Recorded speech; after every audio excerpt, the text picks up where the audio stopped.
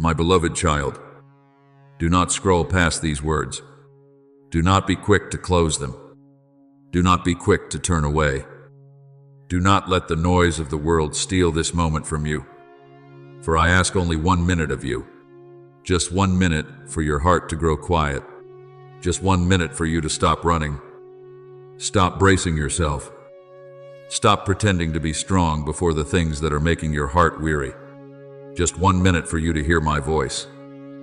Because among the many voices crowding your mind, there is still one voice, very gentle, very deep, very true, calling you to return. It is my voice. I do not come to punish you for your weakness, nor do I come to rehearse your failures so that you may feel more ashamed.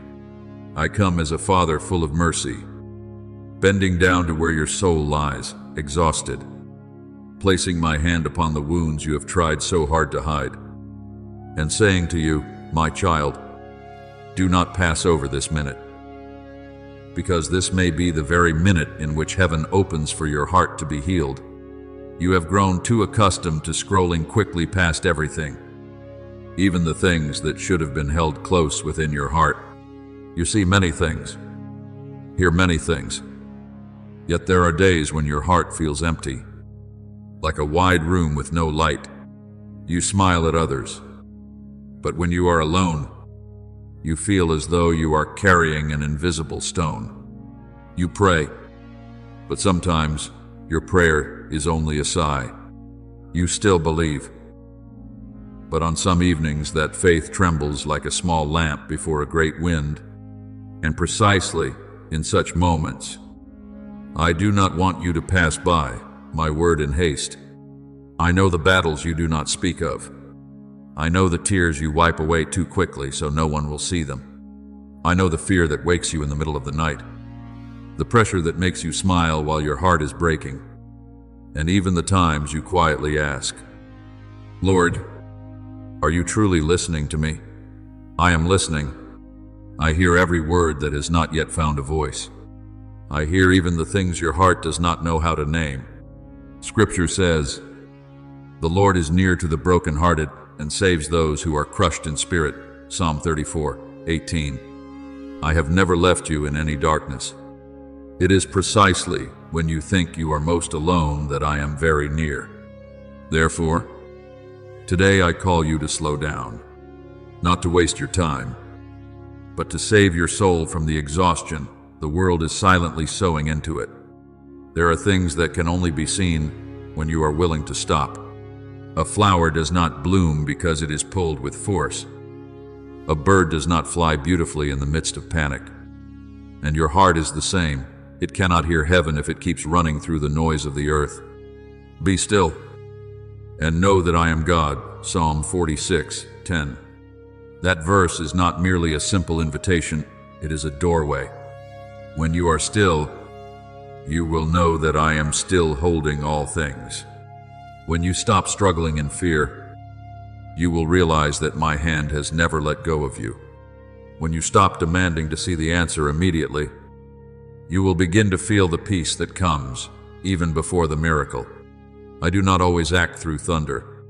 Many times, I come like a very gentle breeze, like light entering a room at dawn, like a verse of scripture suddenly touching the exact wound within you, like a holy silence that makes your tears fall, though you do not understand why. Do you remember Elijah when he fled in weariness, discouragement, and the feeling that he alone was left?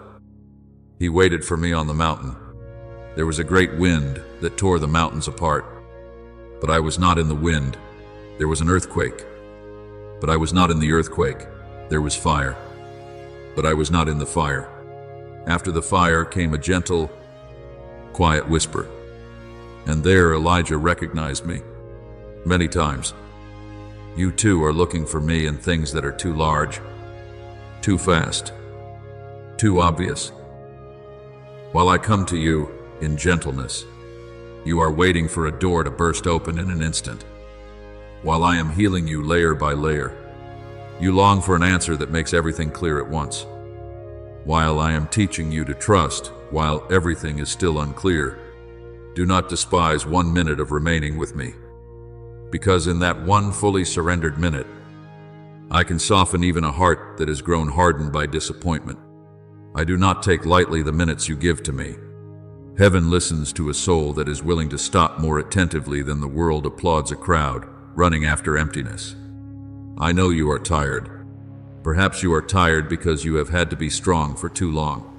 Tired of saying, "I'm fine," while deep within you, you are not fine at all. Tired because of relationships that have wounded you. Tired because of expectations pressing down on your shoulders. Tired because you have prayed for so long and the answer seems slow in coming. Tired because you see others being blessed while you must learn the lesson of patience. But my child, do not confuse my delay with my absence. When you do not yet see my hand changing your circumstances, that does not mean I am not working. Some seeds lie for a long time beneath the dark soil before they break open and sprout. Some seasons require roots to grow deep before branches can rise high. There are prayers I do not answer immediately because I love you too much to give you what you want before you are ready to carry it. For my thoughts are not your thoughts. Neither are your ways my ways. Isaiah 55:8. I see where you are going. You are only seeing where you are standing. I see the whole picture. You are holding only one small piece.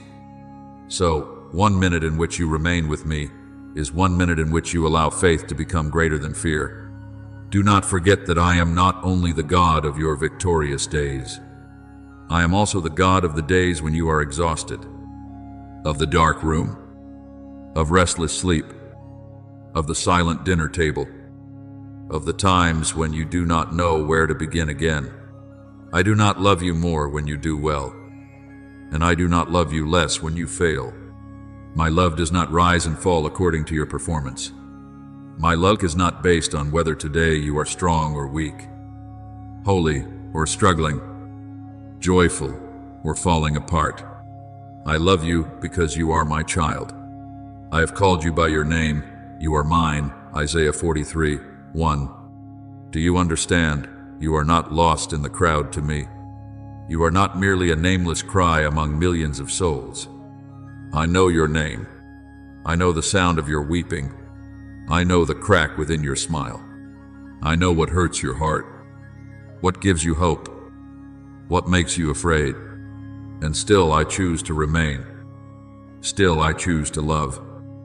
Still I choose to wait for you to return each day.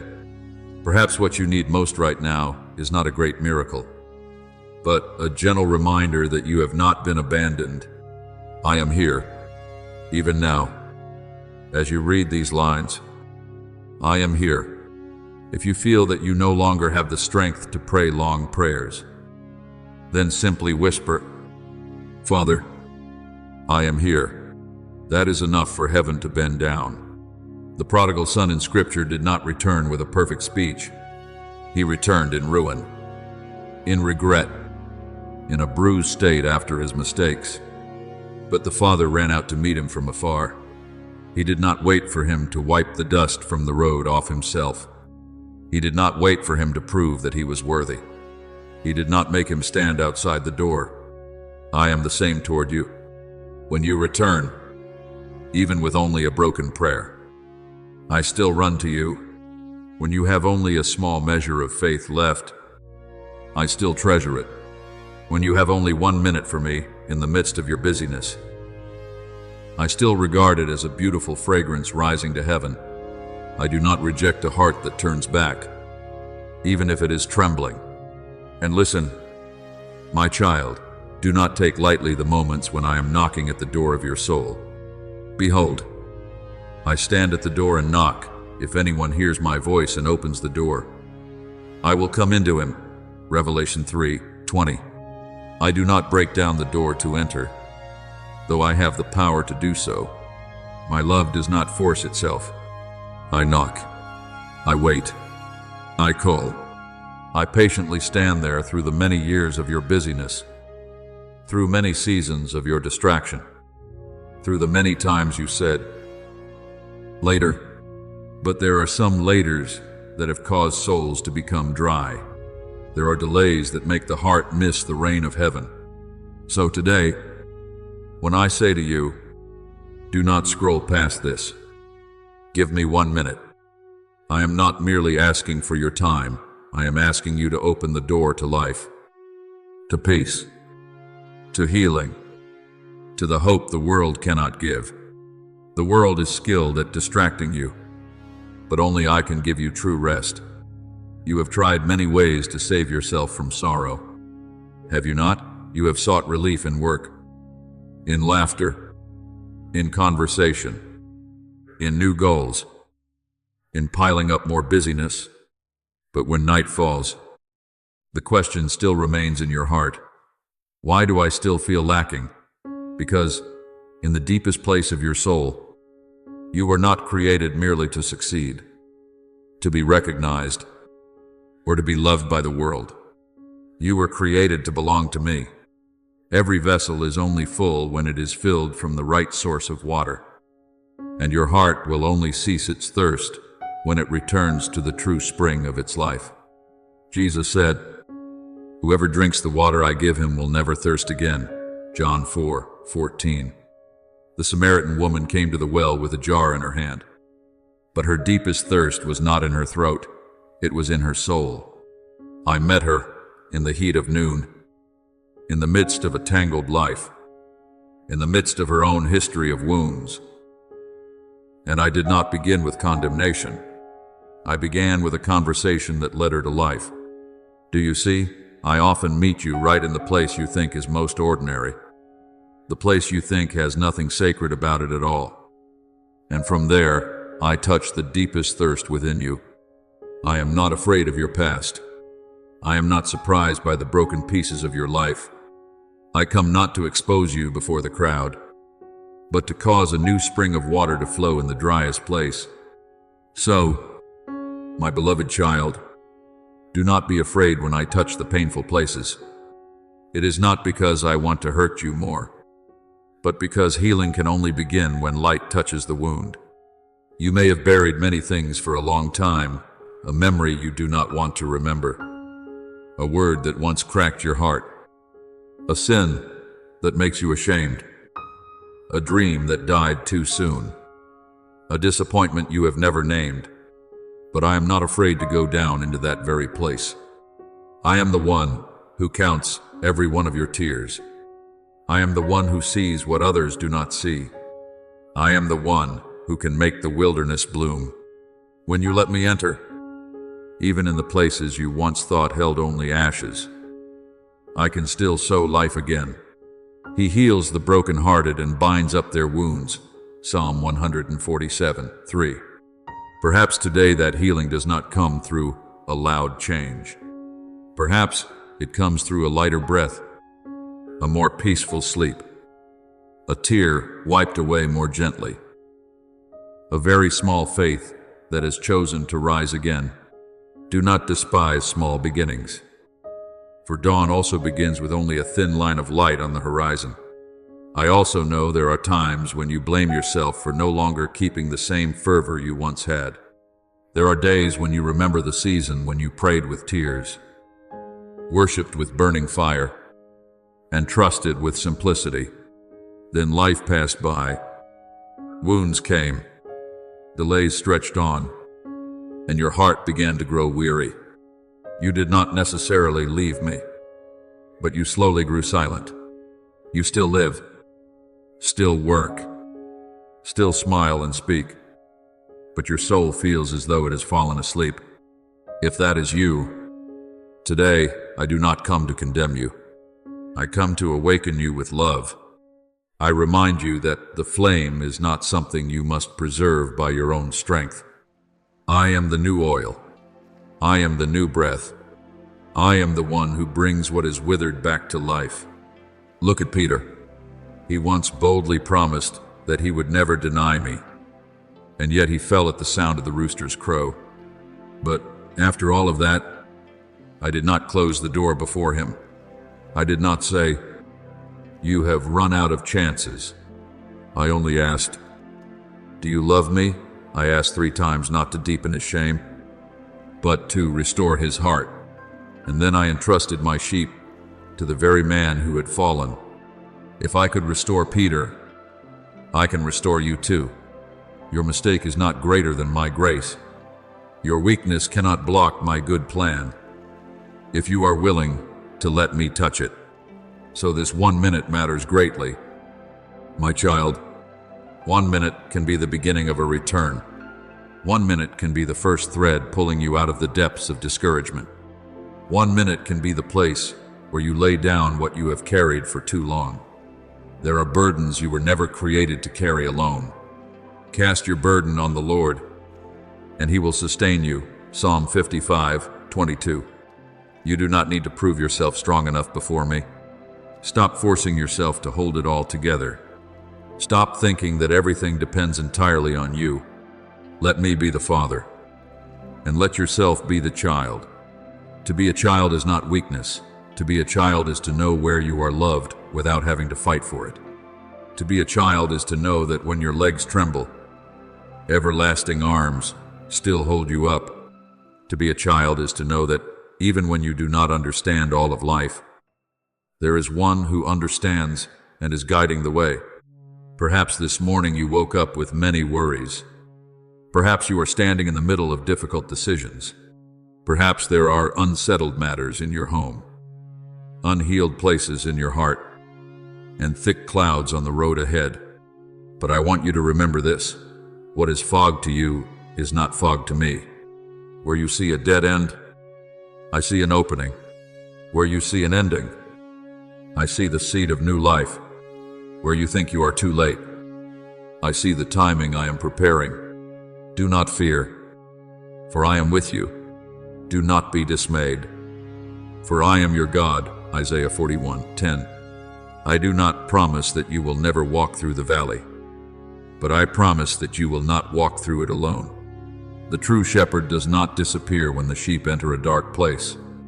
The shepherd walks with them. I walk with you.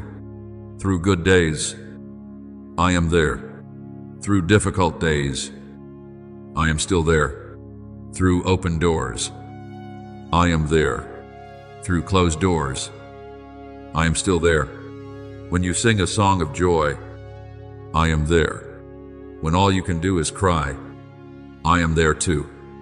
Therefore, do not let this moment pass like so many other things. Do not let it sink beneath countless images, sounds, and concerns. Let this word settle into your heart like morning dew resting upon young grass. Let me remind you that you are still loved. Let me remind you that the things wearing you down do not have the final word. Let me remind you that your past does not define your future. Let me remind you that your tears are not useless. Let me remind you that your waiting is not meaningless. Let me remind you that the beautiful thing I have promised is not only for some faraway day, but also the peace I am placing in your heart right now. I am the God of hope, and when I touch a human heart, even the darkest place can receive the first ray of light. If you have read this far, perhaps it is not by chance. Perhaps amid the countless things pulling you away, I have held you here just to say this to you personally. My child, I have not given up on you. Even if you once thought you had gone too far, I still have a way to bring you home. Even if you feel unworthy, I still have grace. Even if you do not know what tomorrow will be like, I still hold tomorrow in my hand. And if today you have nothing left but a weary heart, offer it to me. I do not require you to bring me a perfect soul. I only need an open door. I only need you to say, Father, I do not want to scroll past anymore. I am here.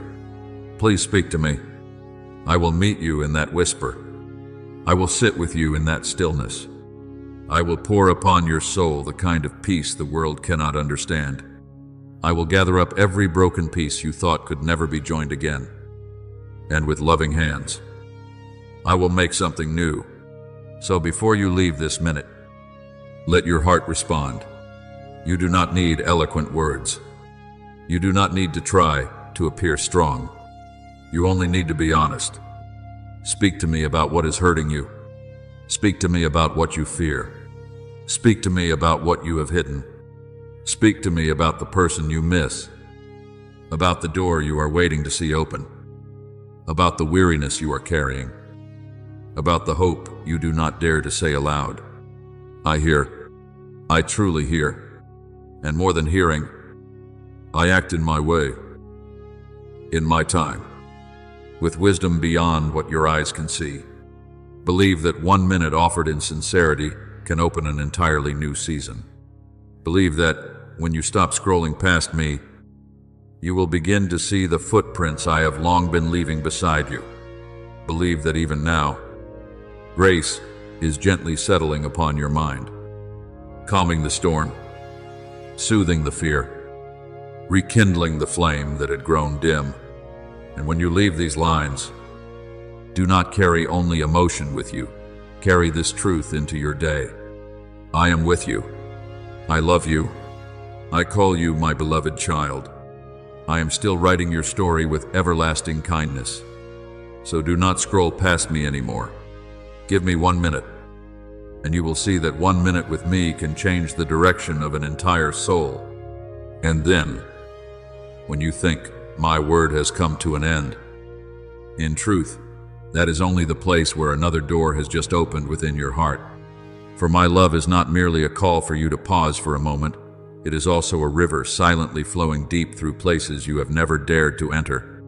There are places in your soul that have long been closed, like a dust-covered room. Places that hold things you no longer have the courage to look at again. You are afraid to touch them because you think that if that door opens, pain will rush back like a flood. But my beloved child, it is precisely in the place you most want to hide that I most desire to bring light. I do not come to make you ashamed of old wounds. I come like dawn slipping through the crack of a door, very quietly, very gently, very patiently, until you realize that darkness no longer has authority over your heart. You often think that you must prepare yourself carefully and become presentable before you dare to draw near to me. You think you must be stronger, cleaner, steadier, and only then can you stand before me without embarrassment. But if that were true, how could the weary ever find a place of rest? How could the fallen ever find the arms that lift them up? How could the broken soul ever come to know healing? I have never required you to become perfect before you are allowed to be loved by me. My love does not stand at the end of the road like a reward for those who never make mistakes. My love walks with you throughout the journey, even when your feet are still covered with dust, even when your heart still trembles, even when your prayer is only a broken breath in the night. Come to me, all you who are weary and burdened, and I will give you rest, is my word that has never grown old. Because the world never stops making your heart tired, and heaven never stops opening a place of rest for souls willing to return.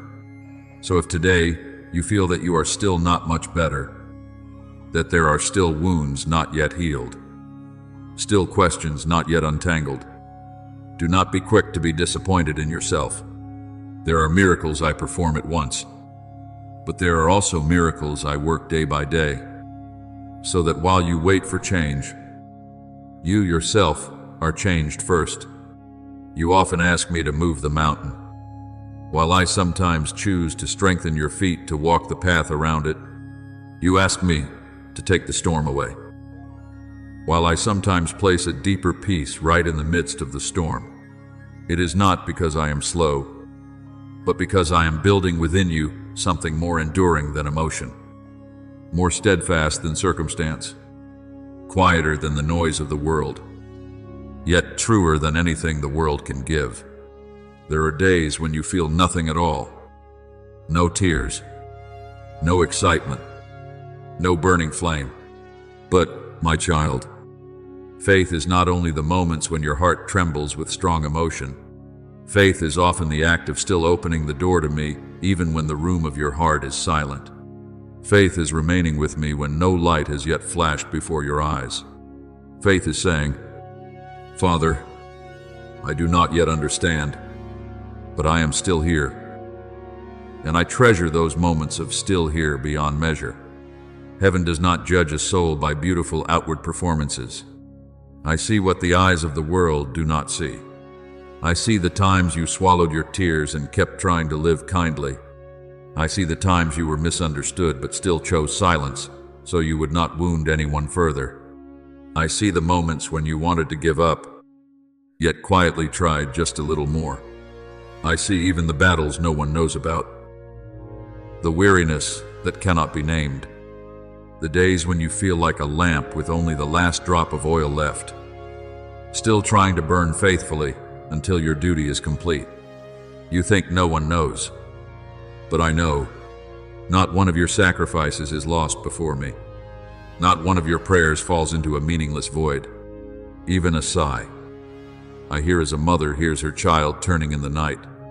And when you think you are fighting silently on your own, in truth, my arm is still carrying the heaviest part of the burden on your shoulders, though you do not even realize it. From there, I want you to understand something very gentle yet deeply important. You were not meant to live only to struggle. You were not created merely to brace yourself through the day, merely to survive under pressure, merely to endure through stormy seasons and call that living. I call you into a life of abundant life, a life that can still keep a soft light in the heart even in the midst of hardship. The world teaches you to harden yourself so you will no longer hurt, but I teach you to become soft again in my hands so you may be healed. The world says that if you do not protect yourself with thick layers of armor, you will break apart. But I tell you that there are hearts that do not need to turn to stone in order to survive. Because when they are in me, even tenderness carries the strength of heaven. You do not need to become cold to prove that you have matured. I do not want pain to turn you into a stranger to the very light I placed within you from the beginning. So if your heart can still tremble before something good, if it can still ache before another person's pain, if it can still be moved by a verse of scripture, a hymn, a quiet afternoon, do not think that is weakness. It is a sign that your soul is still alive. It is evidence that I am still preserving the deepest place within you from becoming completely calloused in a world that so easily makes people dry and hardened. Do not be ashamed that you are sensitive to holy things. A good field is one that knows how to receive the rain. A good heart is one that can still respond to my voice. It is in that tenderness that I sow the promise. It is in the place that seems most vulnerable that I bring forth the most enduring strength. A seed does not sprout in hard stone, but in soft soil that has allowed itself to open. And so it is with my word. It grows most beautifully in a soul that does not close itself off from me. There will come days when you look back on the road you have traveled and ask why some stretches were so dark, why certain turns made you cry so much, why some doors you once begged for so earnestly still remained closed. When that moment comes, do not be quick to conclude that I forgot you on the journey. Some of my refusals are the gentlest form of protection, though at the time you did not yet have the vision to understand.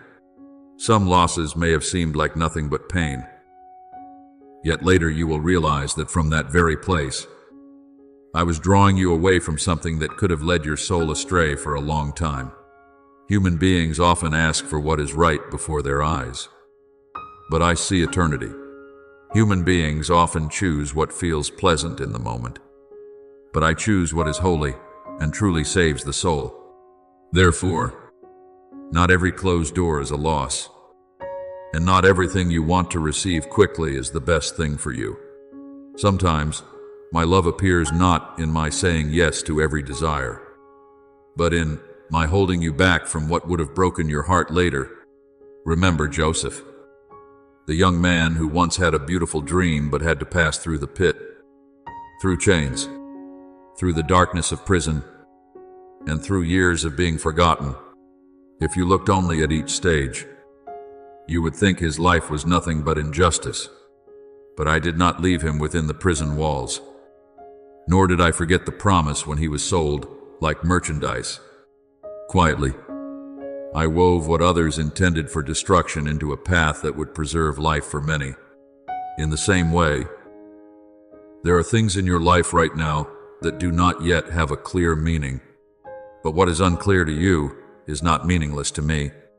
I know how to use even tears, waiting, wounds, and seasons of silence to weave a song of redemption that today you have not yet heard in full. Tomorrow, when you look back, perhaps you will weep in a different way, no longer with tears of pain, but with tears of holy astonishment when you realize, all that time, I was still leading you. And while you wait for the day when you understand, what I want you to hold on to is not every explanation, but closeness with me. For there are people who have answers yet whose hearts remain cold. And there are people who do not yet have any complete explanation. Yet they are at peace because they know who is holding their hand. I do not promise to show you every secret of the journey, but I promise to give you myself. My presence is more precious than any map, because a map only tells you the way to go, while I walk with you at every step. When your feet lose direction, I remind you. When your heart grows discouraged, I lift you. When you want to turn back, I call you. When you sit down because you are tired, I do not despise you, I sit beside you. Sometimes heaven does not hurry to pull you up immediately, but first remains with you in your weariness, so you may know that love does not come only to urge you onward, but also to stay. I know that in the deepest place of your heart, there is a very quiet fear, the fear that you will never get better, that beautiful things will never come, that you will keep repeating the same old circles, that others will be healed while you are not, that one day even you will become so discouraged that you will no longer care to seek me. But my child, do not let fear become the prophet of your future. Fear is very good at speaking loudly, but it has no right to write your destiny. The final word does not belong to fear, nor to the past, nor to darkness, but to me. I am the Alpha and the Omega of your life, the one who begins the good work and also brings it to completion. What I have begun in your heart, I will not abandon halfway. Your recovery may be slow, and your journey of growth may wind more than you expected. But as long as you are still turned toward me, nothing is hopeless. A vine branch connected to the root still carries life even when winter comes. That life has not disappeared. It is only hidden, waiting for another season.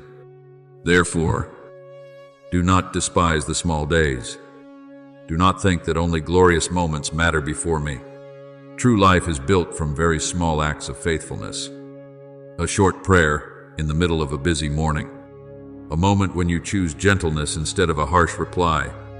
A moment when you forgive even though your pride still hurts. A moment when you open the Bible even though your heart feels dry. A moment when you get out of bed with a heavy mind and still whisper, Father, please walk with me today. You think these things are small, but heaven sees in them the beauty of holy perseverance. A great tree does not grow from a single rain. Deep faith does not grow from only a few minutes of emotion. I build you day by day, little by little, layer by layer, like a skilled craftsman who knows exactly where to polish, where to preserve, where to wait, and where to lift. If you do not yet see yourself becoming what you hope to be, do not despair. Even stone in the sculptor's hand must endure many strikes of the chisel before the beautiful form appointed for it begins to appear. But when I gently touch a place within you, do not withdraw too quickly.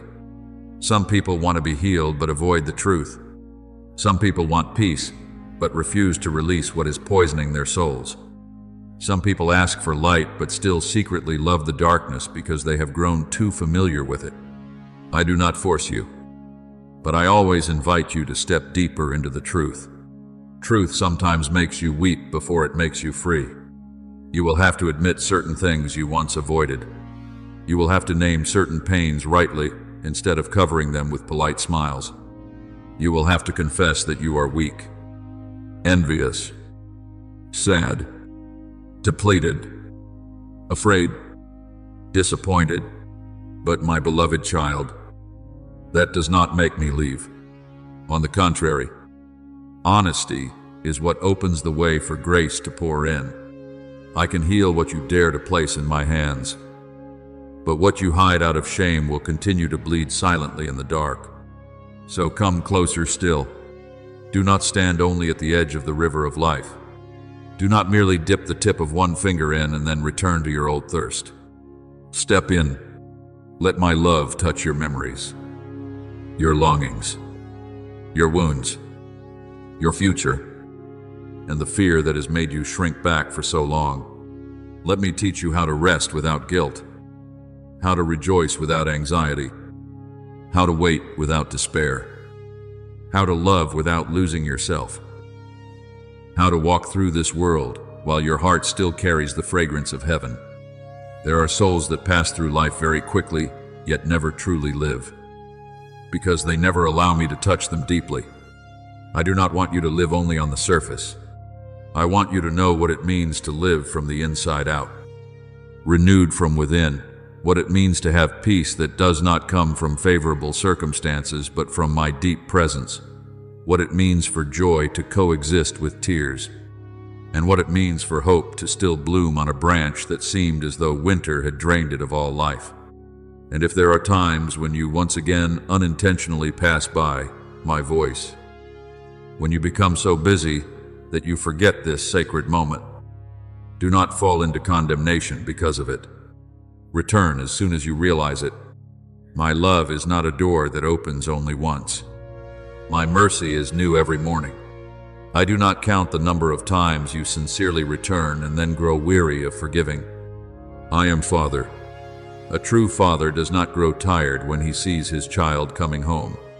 So today, tomorrow, and even on the days when everything feels most unclear, this invitation remains the same.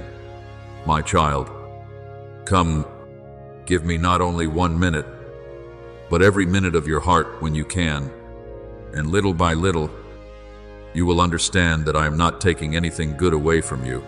I am only removing what has been hiding true life. I am not making you smaller. I am freeing you from burdens that were never yours to carry. I am not stealing your joy. I am purifying it so that it no longer depends on fragile, fading things.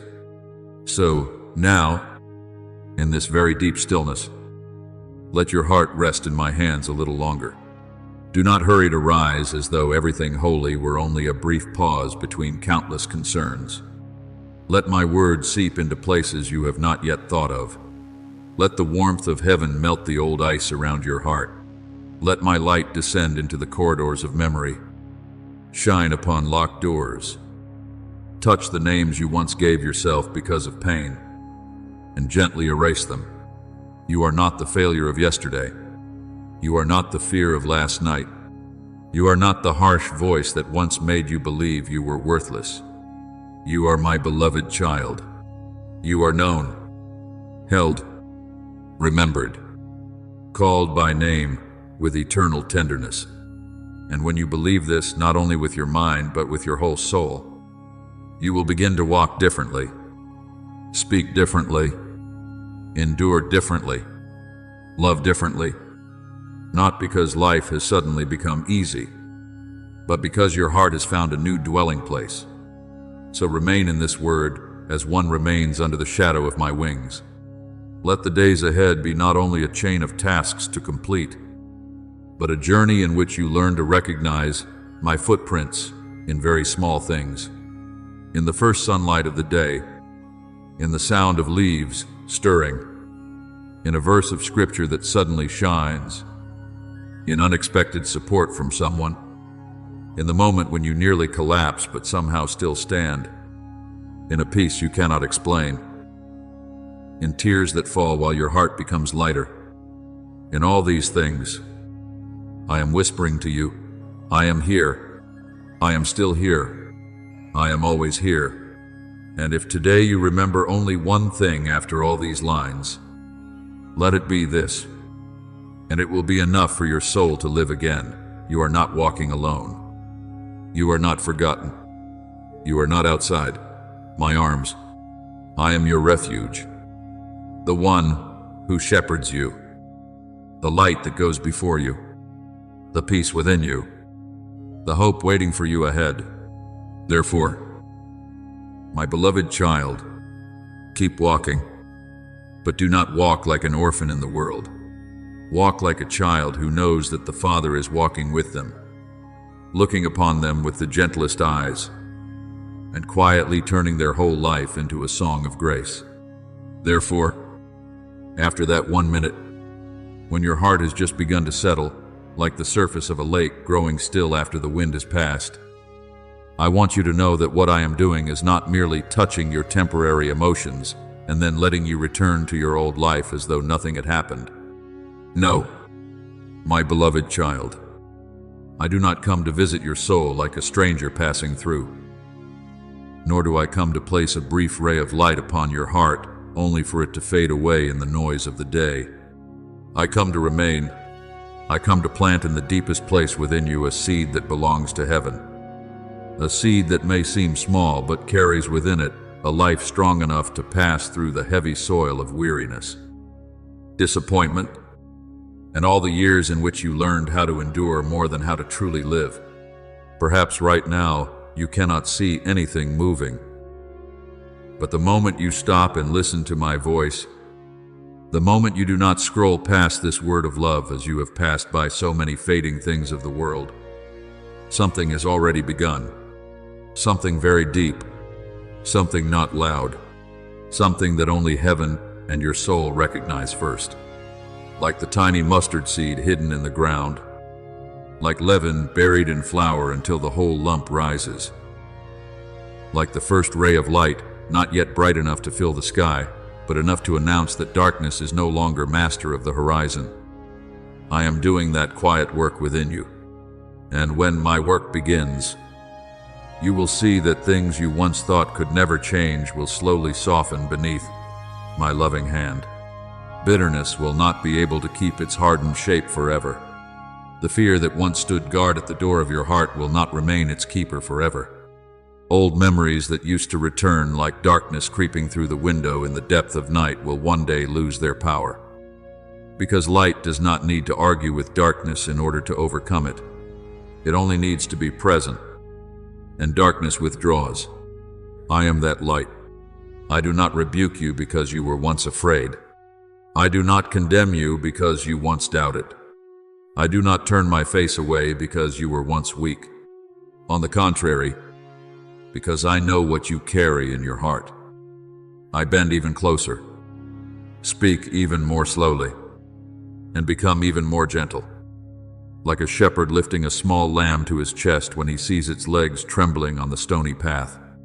You often think you must fix yourself before you have enough courage to return to me. But that is like a withered flower trying to water itself in the desert.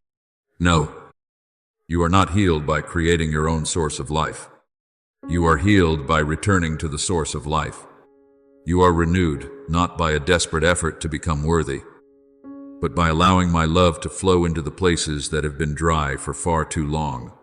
So, if after this minute you still hear the voice of anxiety, do not be quick to conclude that nothing has changed. A great tree does not grow in one glance. A deep wound does not heal in a single breath. Some of my miracles happen swiftly like lightning, but there are also miracles woven from thin, strong, bright, patient threads, until one day you look back in astonishment and realize you are no longer the person of the old season. I love that process too. I love the very small steps you think are meaningless. I love a hesitant prayer that is more sincere than many long words spoken while the heart is absent. I love the moment when you are so tired that all you can do is lift your eyes and softly breathe. Father, I love the trembling of a faith that is still weak, yet refuses to let go. For in my eyes, What is beautiful is not the flawless perfection the world often praises, but a soul that still knows how to return, even while it feels shattered. A bruised reed he will not break, and a smoldering wick he will not snuff out. Let that word soak into the place where you once thought you were too fragile to be used again. I do not break what is trembling. I do not extinguish what has only a little smoke left. I shield the small flame from the wind. I straighten the branch that is bent low. I place hope upon the place where you see only fragility.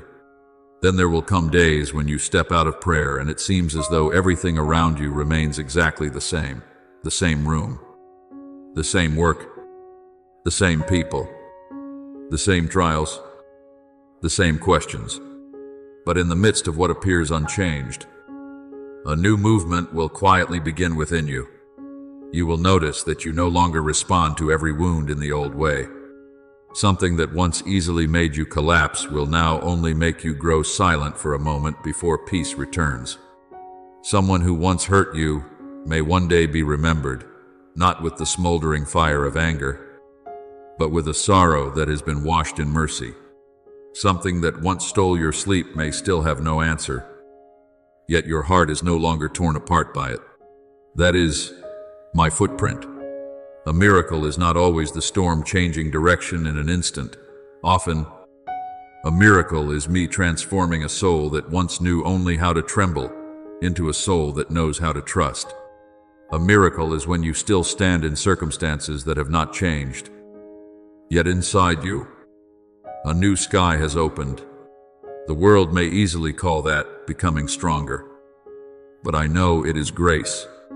For without me, the human heart often only learns how to become calloused in order to survive. But what I give is not callousness. It is peace. But the peace I give is not like the fragile calm you have been trying to find out there.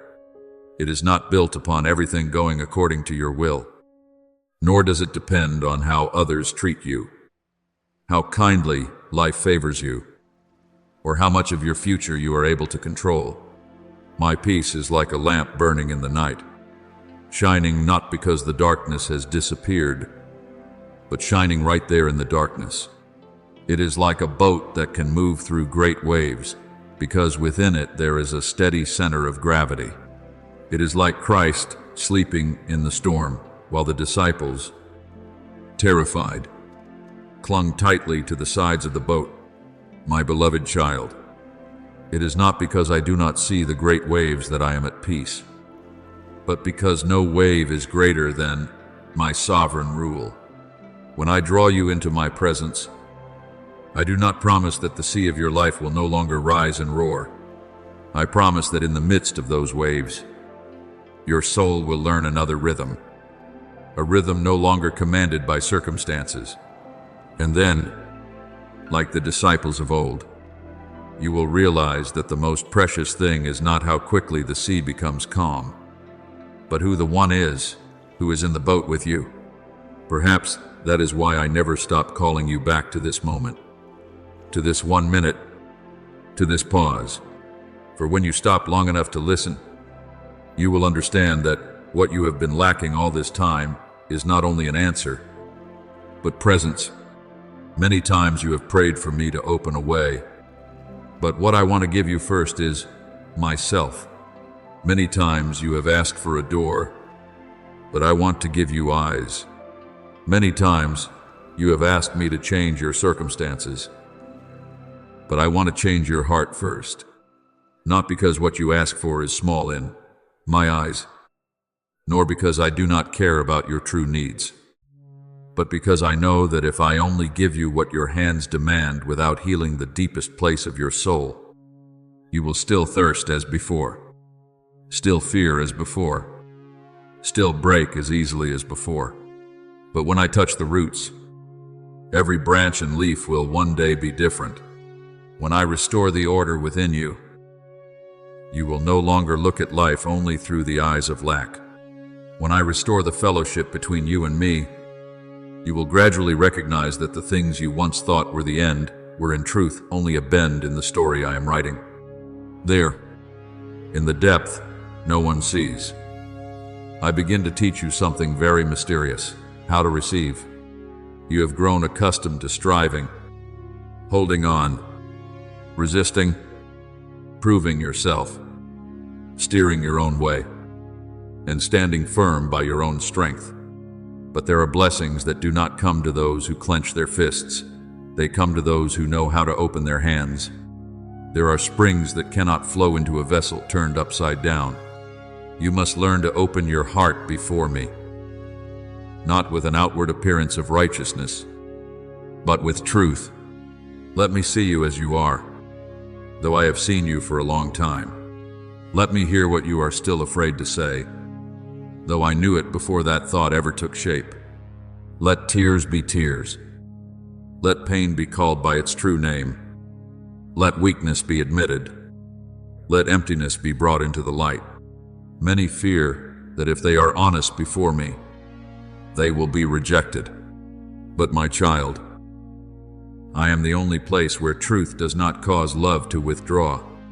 It is precisely where you are most honest that my love shines even more clearly.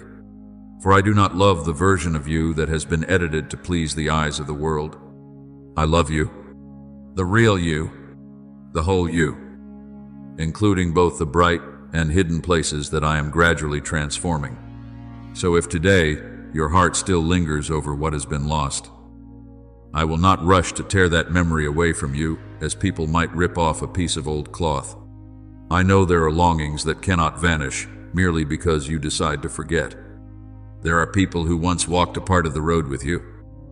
There are things that were once very beautiful. There are dreams you once held close, like your own private springtime. And now they are no more. I do not take that grief lightly. I do not tell you that loss is a small thing. I myself wept beside the tomb of Lazarus, though I knew resurrection was very near. For tears are not always a sign of lacking faith. Many times they are the language of love. If you are weeping for something you have lost, weep in my hands. Do not weep alone in the dark place of despair. Do not let sorrow become the throne on which darkness sits. Place your sorrow into my hands, so I may turn it into a clear river flowing through your soul without drowning you. There are things you lose on earth that I will use to prepare a place for purer things from heaven. There are doors that close not to suffocate you, but to keep you from wandering any longer in places no longer meant for you. And then, when you begin to believe this, you will learn a new kind of gentleness toward yourself, not the kind that indulges the ego, not an excuse for laziness or surrendering to despair, but a gentleness that comes from knowing you are only dust breathed into life. You have been too harsh with yourself for too long. You have condemned yourself more severely than anything I have ever spoken. Many times you have kept words in your heart like blades. If only I had been better. If only I had not made that mistake. If only I had been different. If only I had been more worthy. But do you know this, my child? Those words cannot make you holy. They only exhaust you. True repentance leads you back to me, while hopeless self-condemnation makes you hide from the light. I do not call you near in order to crush you with guilt. I call you near to restore you with truth. The truth that you may have been wrong, but you are not forever defined by your mistakes. The truth that you may have fallen, but you were not meant to remain on the ground. The truth that grace is not a cloth covering sin so you may continue sleeping in darkness, but a holy strength that lifts you up, washes you clean, and teaches your feet to walk in a new way. As I draw you forward in this way, there will be times when you ask, how will I know that you are truly leading me?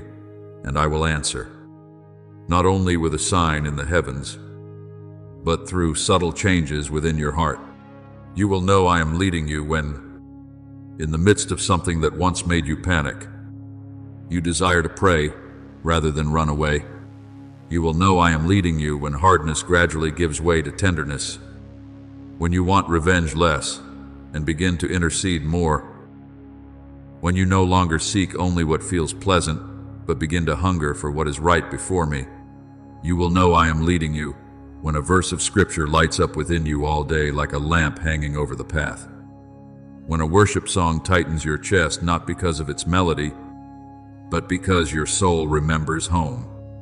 When, in the middle of an ordinary day, you suddenly feel grateful for sunlight, for breath, for a cup of water, for something that seems small yet warms your heart, that is when I am teaching you to see with the eyes of heaven. A human being cannot live healthily if the soul forgets how to marvel at grace. The world makes everything hurried, blurred, familiar to the point of numbness, but I restore within you the holy ability to recognize the beauty I patiently send down each day. For in truth, you are still surrounded by more beauty than you imagine. Not the glittering beauty that dazzles people and quickly fades, but the quiet beauty that carries the fragrance of life, morning light slipping through the doorway like a blessing of peace. Birds calling to one another on the branches, as witnesses that I still feed the whole sky. The wind touching your face like a gentle caress. A stranger's smile. A hand that knows how to lift another. A simple meal that warms the heart. A kind word arriving at the right moment. A chance to begin again. A night when you sleep more peacefully than yesterday. You keep thinking miracles must come through extraordinary things. But many times I scatter heaven into your life through very small things. If your heart is slow enough, you will see. If your eyes are washed clean of the dust of hurry and sorrow, you will see. And once you see, you will begin to live no longer like someone lost in a cold world, but like a child walking through the garden of their father. From there, even the things you have gone through in pain will be woven by me into a new meaning. I do not call darkness light. I do not call evil good. I do not say that what wounded you was beautiful in itself, but I am the one who can step into ruins and bring order back again. I can take the very tangled threads you do not know how to untie and weave them into a new garment for your future. I can cause the place that once bled to become a place capable of understanding and embracing others. I can use old cracks to let the light pass through. Use the long night to teach your eyes to recognize the stars. Use waiting to widen your heart for something greater. There is a very strange beauty in a soul that has passed through pain and still remains tender. That is a beauty heaven loves. Not the innocence that has never been touched by life, but the purity that has passed through fire and has not lost its fragrance. Do not be afraid if you are no longer the same as you once were. As long as you remain in me, you will not become hardened, you will become deeper, gentler, and brighter. In the end, what I want to leave within your heart is not only the feeling of being comforted, but the invitation to remain. Do not give me only 1 minute and then stop. Like someone who comes beside the well but never lowers the bucket. Give me your day. Give me the quiet spaces between your work. Give me your worries before they become a storm. Give me your joy before you show it to the whole world. Give me the moments when you do not understand. Give me even the places you once locked away. For once you begin to live with me in this way, you will see that faith is no longer a scattered ritual, but breath. It will no longer be a few sacred minutes squeezed into a busy life, but a living stream flowing through everything. You will go to work with me, rest with me, cry with me, laugh with me, wait with me, decide with me, and even in silence you will no longer be alone. Then what I began in this first minute will not merely be a stirring of the soul, but the rebirth of an entire way of life. Therefore, my beloved child, if at this very hour your heart is softening, hold on to that softness as one would guard a candle in the night. Do not let the winds of life blow it out through old distractions. Do not return to the rhythm of passing over every precious thing as though your soul does not need to be cared for. I am still here, still knocking, still waiting, still loving, And if tomorrow you grow weary again, come back. If the next night you become weak again, come back. If in the middle of the week you find yourself dry and barren again, come back. I do not grow tired of welcoming you. I do not weary of forgiving. I do not grow impatient with wiping away old tears. My love is not a spring that flows only in the season when you are obedient, but a river from the throne of heaven that still pours forth even when you limp your way home. Remember this deep within. You are not saved by the strength of your grip on me, but by the strength of my hold on you, and I hold you very gently, very firmly, very eternally. So from this minute onward, do not merely hear my words as a beautiful echo passing through your ears. Let them become a dwelling place. Let them take root. Let them become light for your steps.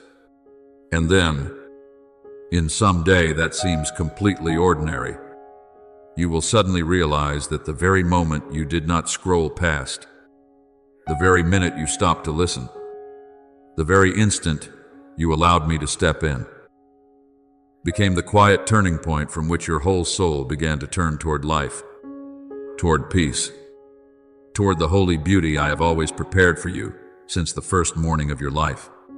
And then, when you stop rushing onward, when your eyes no longer merely pass over gentle words like the early morning breeze, but begin to remain longer in deep silence, you will recognize that there are things I have never spoken fully in just 1 minute.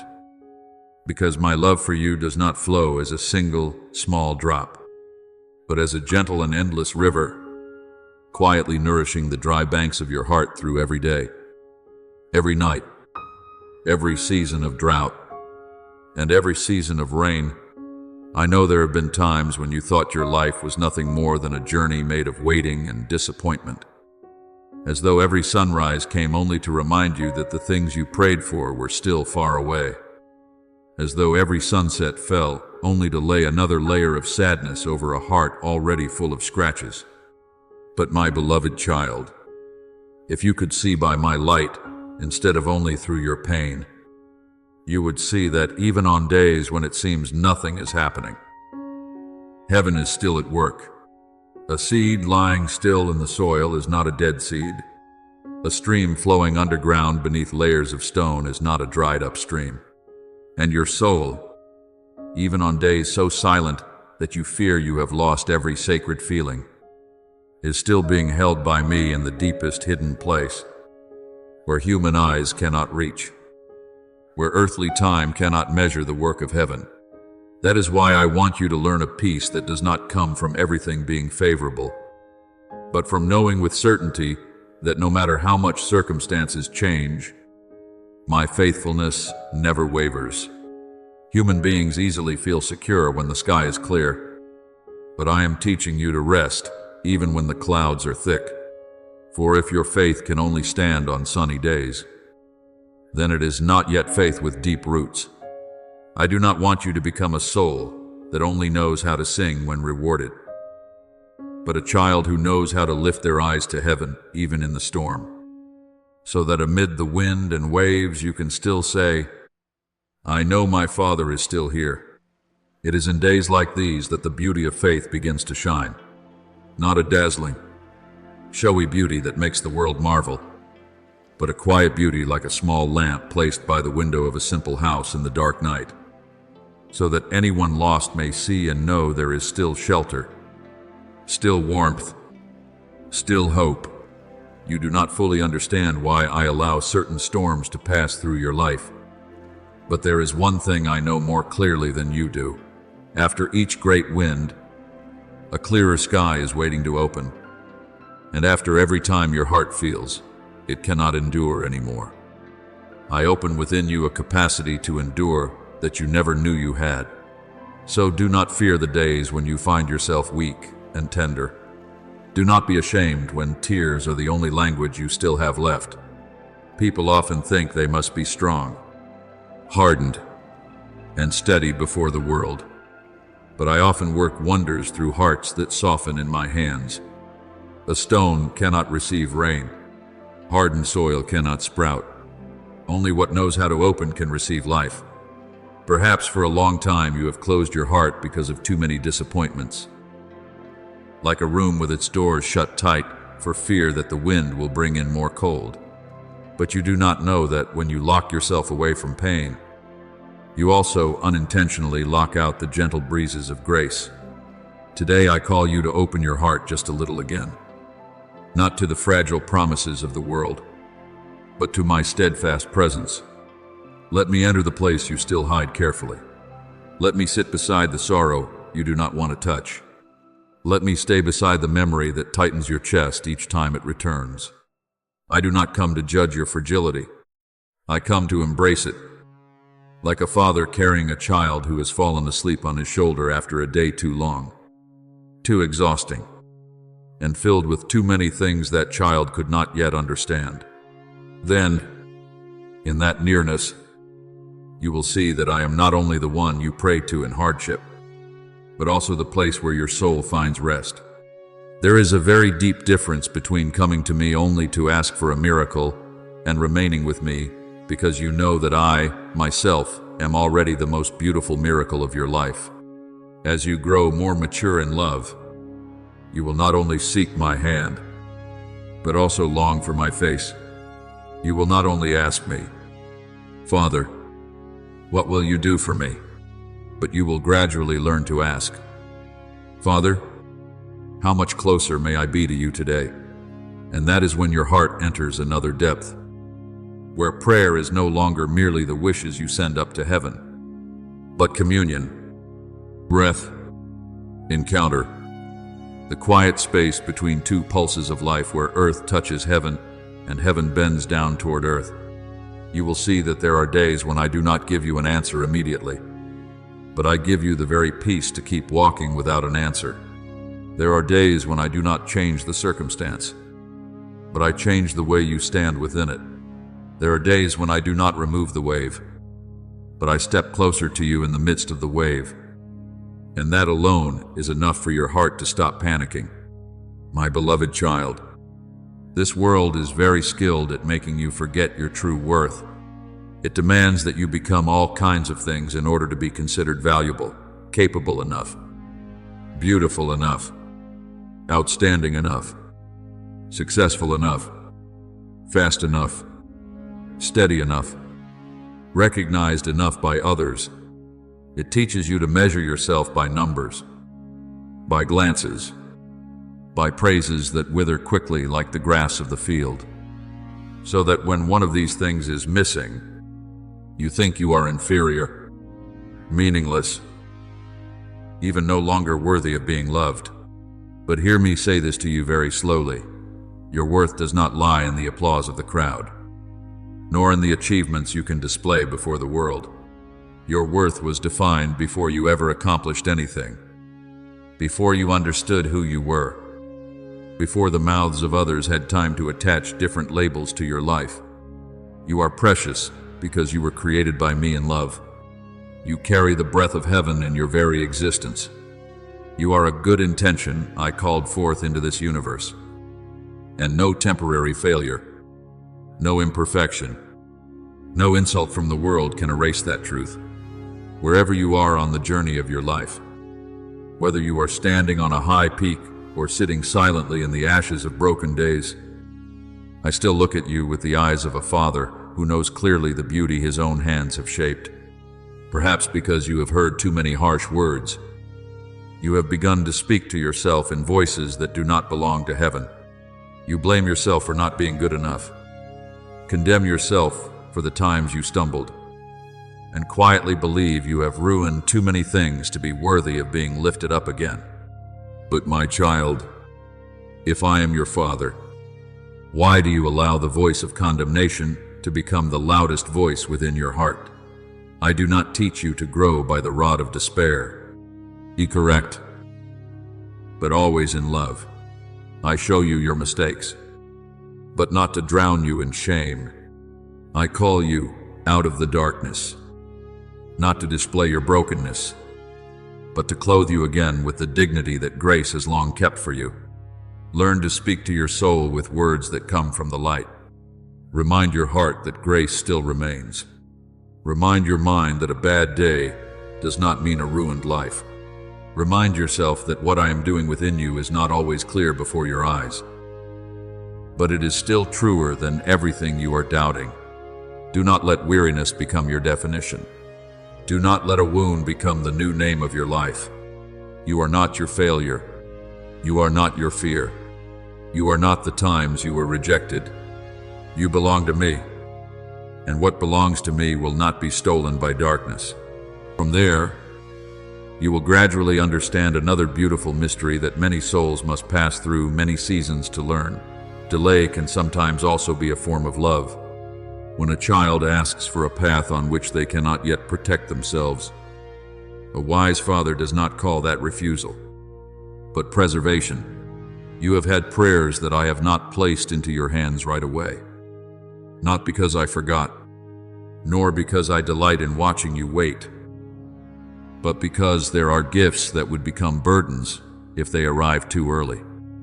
And there are doors that, if opened at the wrong time, would lead you into turns that wound your soul more deeply than you imagine. I see what lies beyond the bend. I know what hides behind the door you are impatient to open.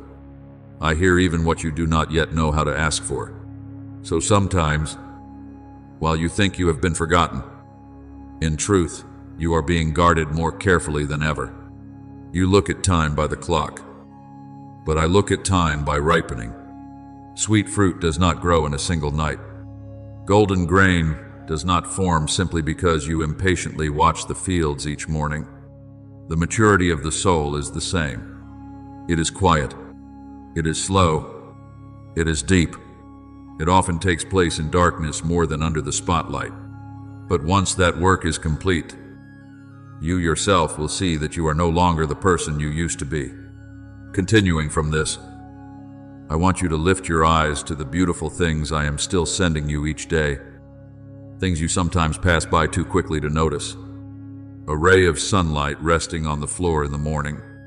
A gentle breeze lightening your heart at the end of the afternoon. A stranger's smile, a timely word of concern, a passage of scripture appearing in the middle of confusion, a night when you are able to sleep after many restless days, a song that touches the exact place in your heart, a flower blooming at the corner of the road where no one pays attention, a quiet moment long enough for you to hear your heartbeat slow down. You keep thinking a miracle must be very great in order to be worthy of being called a miracle. But my child, heaven often wraps mercy in very small things. That is how I teach you to see the kingdom of heaven even here on earth. Whoever has eyes to see will recognize that this whole universe is still quietly preaching the goodness of the Creator. The birds of the air neither sow nor reap, yet they are fed. The lilies of the field do not weave their own garments, yet they are clothed in radiant beauty. How much more, then, are you, my beloved child? Would I not care for your soul in every detail? But to see this, you must slow down. You must let your heart soften. You must let gratitude open your eyes in an age where too many people see only what they lack and forget to behold what they have been given. And when gratitude begins to take root in your heart, fear will no longer rule over you as easily as it once did. I am not saying that fear will vanish completely overnight, but I know that wherever gratitude is carefully kept, darkness cannot easily sink its roots deep. For gratitude is the act of a soul standing in the midst of an unfinished reality and still daring to say, I remember how faithful my Father has been. It does not deny the tears, but it does not allow the tears to blur every footprint of grace. It does not pretend that this life does not hurt, but it refuses to let pain become the only song. When you practice remembering the times I lifted you up, the days I opened a way, the nights I soothed your heart, you will see that your faith is no longer a fragile idea, but a living memory of kindness that has truly touched your life. Remember, my child, you once thought you would not survive a certain season, and yet you are still here. You once feared you would never rise again after a certain wound, and yet your heart still knows how to tremble with feeling. You once thought heaven had been silent for too long.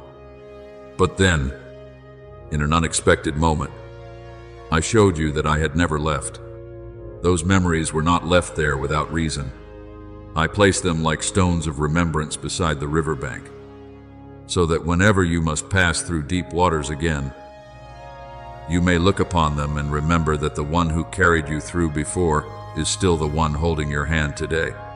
So if today your heart is still weary, come closer still. If your eyes are still heavy with sorrow, lean on me a little longer. Do not fear the silence, for many times it is in silence that hidden resurrections begin.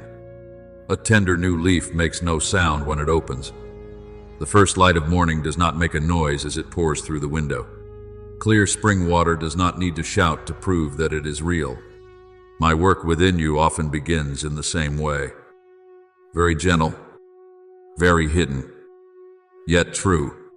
Then one day, you will look back and realize that you no longer see life with your old eyes. What once made you panic no longer has that power.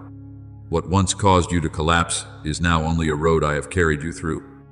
The wound that once made you ashamed has now become the place where light shines out to comfort others.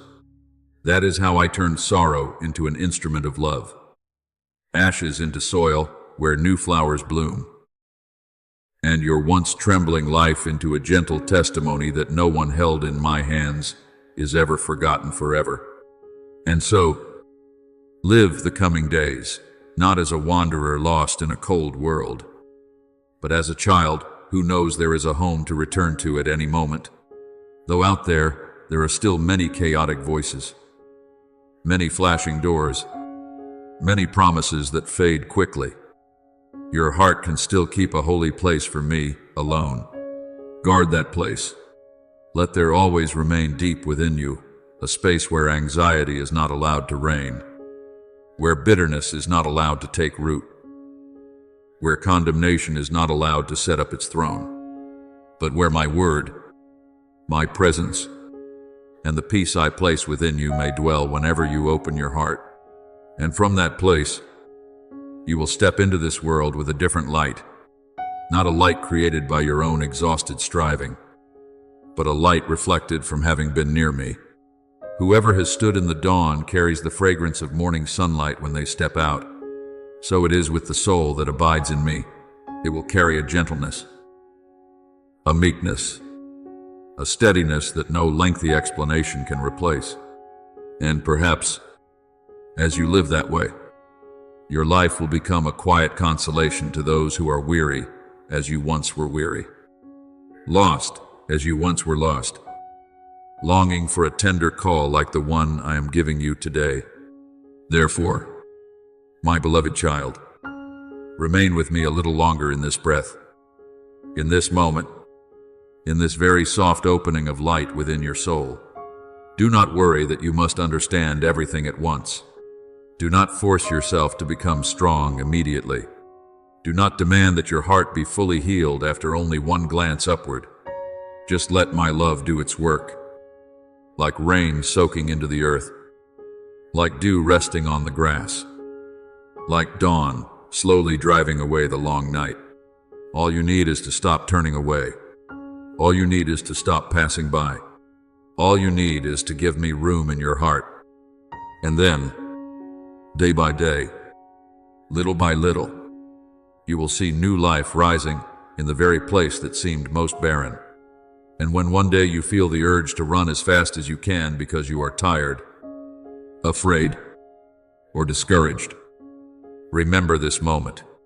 Remember that there was once a very gentle voice calling you to stop. And in that call, you found home, found water for your thirst, found arms that never closed against you. I will still be here, still gentle as this, still loving you without change, still waiting for you as at the beginning. And each time you return, even with only the smallest whisper, heaven still rejoices as though welcoming a new season of flowers blooming in a field that once passed through frost. And when you begin to stop passing by, to stop rushing away from your own soul, you will realize that what I have always wanted to give you was never merely a fleeting moment of comfort, but an enduring presence, gentle like the first light of morning, slipping through a crack in the door. Quiet, yet still powerful enough to dissolve the darkness that had remained all night. I do not come to you like a wave of emotion that disappears when reality knocks at the door. I come like water seeping deeply into dry soil, like warmth quietly entering cold hands, like an unfailing call that follows you through difficult mornings, weary afternoons, and nights when your heart is full of wind. You often think that I am only present in special, sacred moments, in beautiful prayers, in quiet churches, in the hours when you are at your best and strongest. But no, my beloved child, I am also in the room where you sit silently, unable to speak, in the moment when you look out the window with a heart heavy as lead, in the quiet space between two sobs that no one hears, even in the very moment when you feel you are no longer worthy of being held by any love at all. It is in those places that I often bend closest, because a heart pushed to the edge of weariness is often the place where one stops resisting, stops striving, stops believing oneself sufficient, and begins to thirst for the life that comes from heaven. My child, there are days when you do not need more advice, do not need another voice urging you to keep trying, do not need a list of things to do in order to become better. What you need is to sit down in my presence and know that you are still loved even before you have repaired your life. The world teaches you that you must prove your worth before you can hope to be received. But I call you before you are perfect, gather you into my arms before you can explain, and love you before you can bring anything to deserve that love. Was it not when Adam and Eve trembled and hid in the garden that I was still the one who went looking for them first? Was it not when Hagar sat in the wilderness, thinking there was nothing left but to wait for despair to swallow her, that I opened her eyes so she could see the well of water? I have always been the one who searches. I seek you not because you are so skilled at getting lost, but because my love is so great. And sometimes what amazes you most is not that I know how much you have done wrong, but that after knowing it all, I still do not turn away. The steadfast love of the Lord never ceases. His mercies never come to an end. They are new every morning. Those words are not only for you to read beautifully, but for you to live in, breathe in, and take refuge in when your heart is worn out. Then there will be times when you ask me why I do not prevent every pain from entering your life, why some wounds still ache even after you have prayed, why certain losses happen and make you lose your footing in a life that seems stable. I do not condemn that question, for I know it is born from a heart that once trusted deeply, and because it trusted, it hurts when it does not understand. But you must remember this. Not everything you call delay is abandonment, and not every dark road means my presence is absent. There are nights I do not immediately extinguish so that you may learn why light is precious. There are deserts I do not quickly remove so that you may understand that bread from heaven is real. There are doors I do not open according to your desire because behind them is something not yet in season for your soul. Joseph had to pass through the deep pit, the cold prison, and the forgotten years before stepping into the place I had already appointed. If one looks only at each stage, his life seems full of loss. But if one looks through my eyes, every stage was a stroke of preparation for the day. Many would be delivered. You are the same. I do not waste your pain. I do not allow a single tear to fall without meaning. In my hands, even what seems broken can become the material of grace. Therefore, do not fear the seasons of life when you feel as though you have been buried. A seed hidden in dark soil does not mean it has been forgotten. There, in the darkness and silence, A hidden work is taking place that ordinary eyes cannot see. You often want to rise quickly, to see green leaves, to hear the congratulations of others. But I care about your roots more than your branches. For if your roots do not go deep into me, your branches will break when the strong winds come. That is why there are seasons when I draw you away from the noise outside and let you see clearly how fragile you are, so that you will no longer rely on your own strength, on praise, or on passing things, but learn to plant your life in my faithfulness. A tree planted near the water does not boast that it is strong. It simply draws quietly from the source of life and stands firm through the seasons. I want your life to be like that. Not beautiful in the way the world applauds today and forgets tomorrow, but beautiful with a beauty watered by truth, refined by patience, and kept in the hands of the Eternal One. And when I speak to you about surrender, do not think it means losing yourself. Surrender is not your soul being crushed beneath a harsh will, but your soul being released into the arms of the One who sees more than you do and loves you more than you love yourself. It is the moment when you stop fighting to hold the steering wheel on a road whose every turn you do not know. Stop forcing yourself to understand everything immediately. Stop believing that if you do not hold tightly, everything will fall apart. There are things you are clinging to so tightly that your hands have grown exhausted, while if you would only release them into my hands, you would feel peace flowing back like a cool stream. Abraham once stepped out from his homeland without knowing where he was going, only knowing that the one who called him was faithful. Peter once stepped out of the boat amid the waves simply because he heard the words, "Come." Faith is not always stepping only after seeing clearly. Many times it is stepping because you know who is calling. I am calling you in that way, not into a life without trials, but into a way of living no longer ruled by fear. Not into a place without tears, but into a place where you know your tears are treasured in the Father's hands. Not into a story without storms, but into a heart that recognizes that even while the waves still rise, I am still Lord over the sea.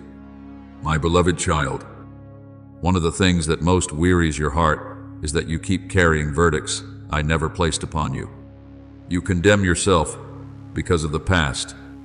You look back on the days gone by and silently say that if only you had been wiser then, if only you had been stronger then, if only you had not made that mistake, perhaps your life would be different. But you are forgetting that grace is not only for those who have never fallen. It is especially for those who have fallen and need to be lifted up. Satan loves to remind you of what is past in order to paralyze you in the present. But I remind you of the cross so that you may know the old debt no longer has the right to bind your future. When my only begotten Son stretched out his arms upon the wood, it was not a distant symbol to be hung up and admired, but a declaration that mercy is stronger than condemnation. Light is stronger than darkness, and resurrection is stronger than the grave. If I did not reject those who crucified me, if from the cross I still said, "Father, forgive them," then how could I close my heart to you? My child, who thirsts to return, do not insult grace by believing that your mistakes are deeper than my redeeming love. I know the darkest place in your heart, and I still declare that dawn can rise from there. When you begin to believe this, you will stop seeing yourself only through the lens of failure. You will see that your life is not merely a collection of losses and missed chances, but also evidence of how many times I quietly kept you from falling completely. There were disasters that could have swallowed you, but I held them back. There were paths that seemed good, but I closed them because I knew they would lead your soul far away. There were people who left your life and hurt you into silence, but later you came to understand that if they had stayed, the breaking would have been greater. I have been better to you than you remember. I have saved you more times than you realize. Many nights you thought you were alone, but if I opened your eyes, as I once opened the eyes of Elisha's servant, You would see the mountains full of fiery chariots and horses of heaven surrounding you. My protection does not always appear as a spectacular miracle. Many times it appears as a delay, an uneasy intuition, a canceled appointment, a closed door, someone arriving late, a day that did not go your way. Until later you realize you had been kept from what was not good. Therefore, while you are waiting for great prayers to be answered, I want to teach you to see the small gifts blooming around your life. A ray of sunlight touching the floor, the sound of birds calling to one another in the early morning, a breeze that soothes your heart when you are troubled, a scripture suddenly coming to mind at just the right time, someone asking about you, not out of obligation, a simple meal that still carries peace, a night when you can finally sleep after many restless days. Do not despise these things. The kingdom of heaven often enters human life through very small seeds. The mustard seed is the smallest, yet it can grow into a tree. 5 loaves and 2 small fish in my hands were enough to feed the crowd. A widow had only a little oil and a little flour, but when she placed that little in obedience, the miracle remained in her house. You do not always need to have much in order to see me work. You only need to bring what you have, even if it is very little, into my hands.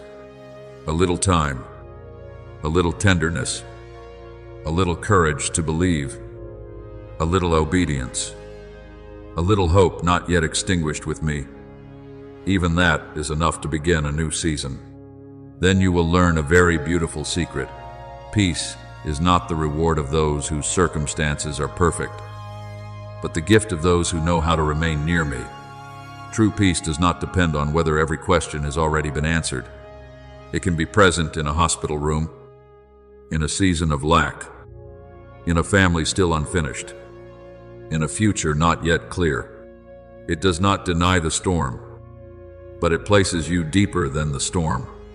When the disciples were terrified on the lake because the waves were great, what they needed most was not the ability to control the sea by themselves, but the realization that I was right there in the boat.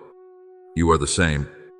Many times, what calms your heart is not that the problem disappears immediately, but that I let you know you no longer have to face it alone.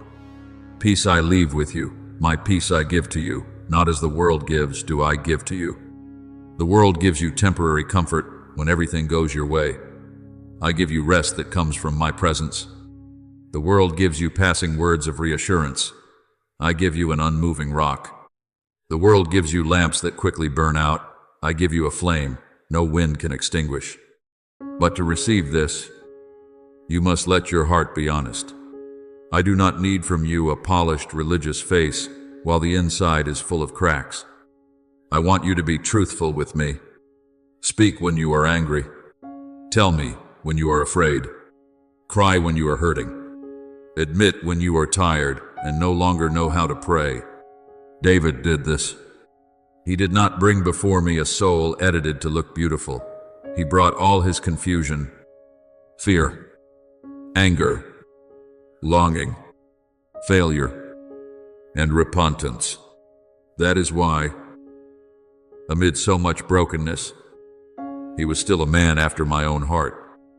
Not because he never sinned, but because he always knew how to return. You also must be like that. Do not think I listen only when your words flow smoothly and your faith is strong.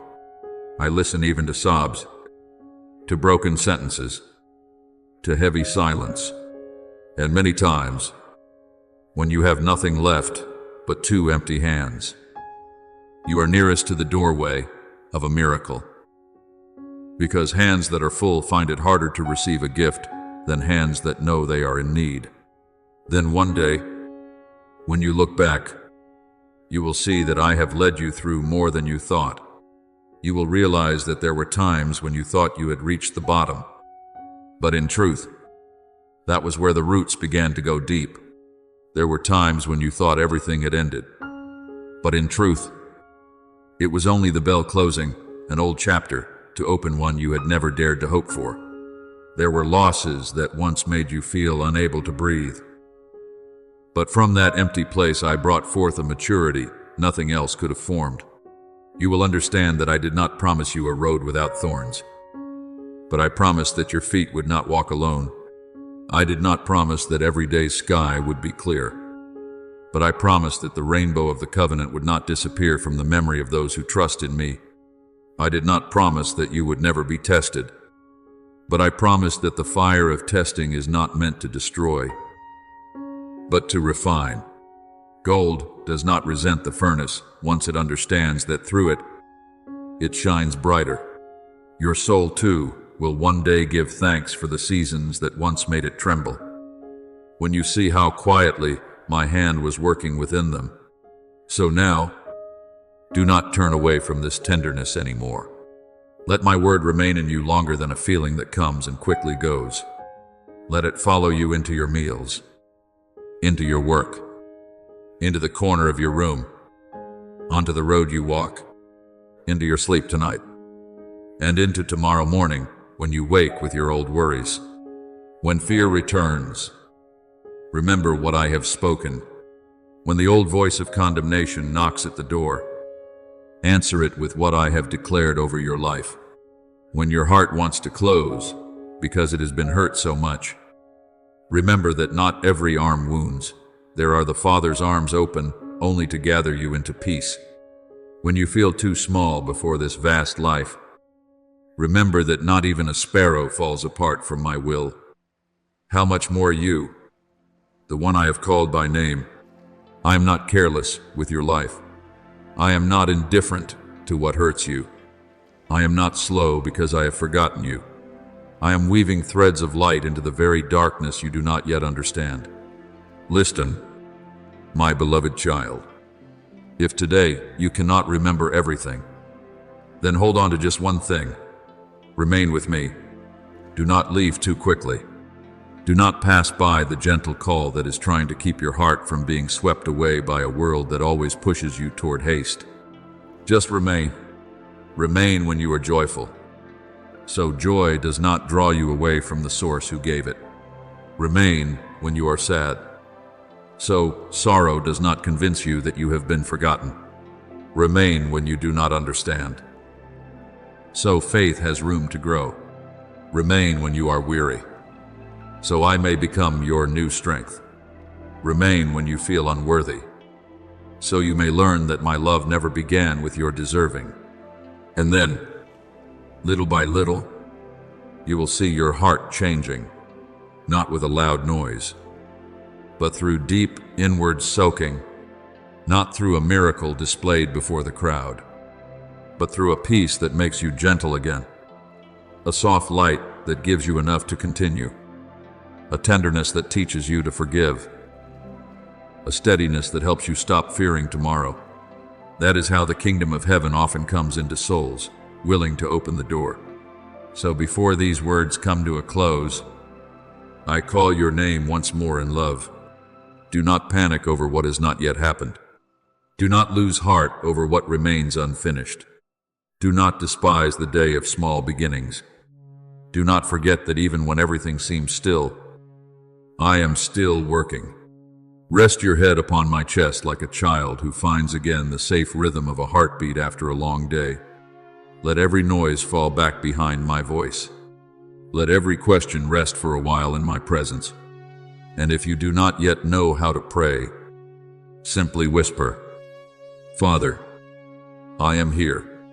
That alone is enough for heaven to bend down. That alone is enough for grace to touch the wound that has not yet been named.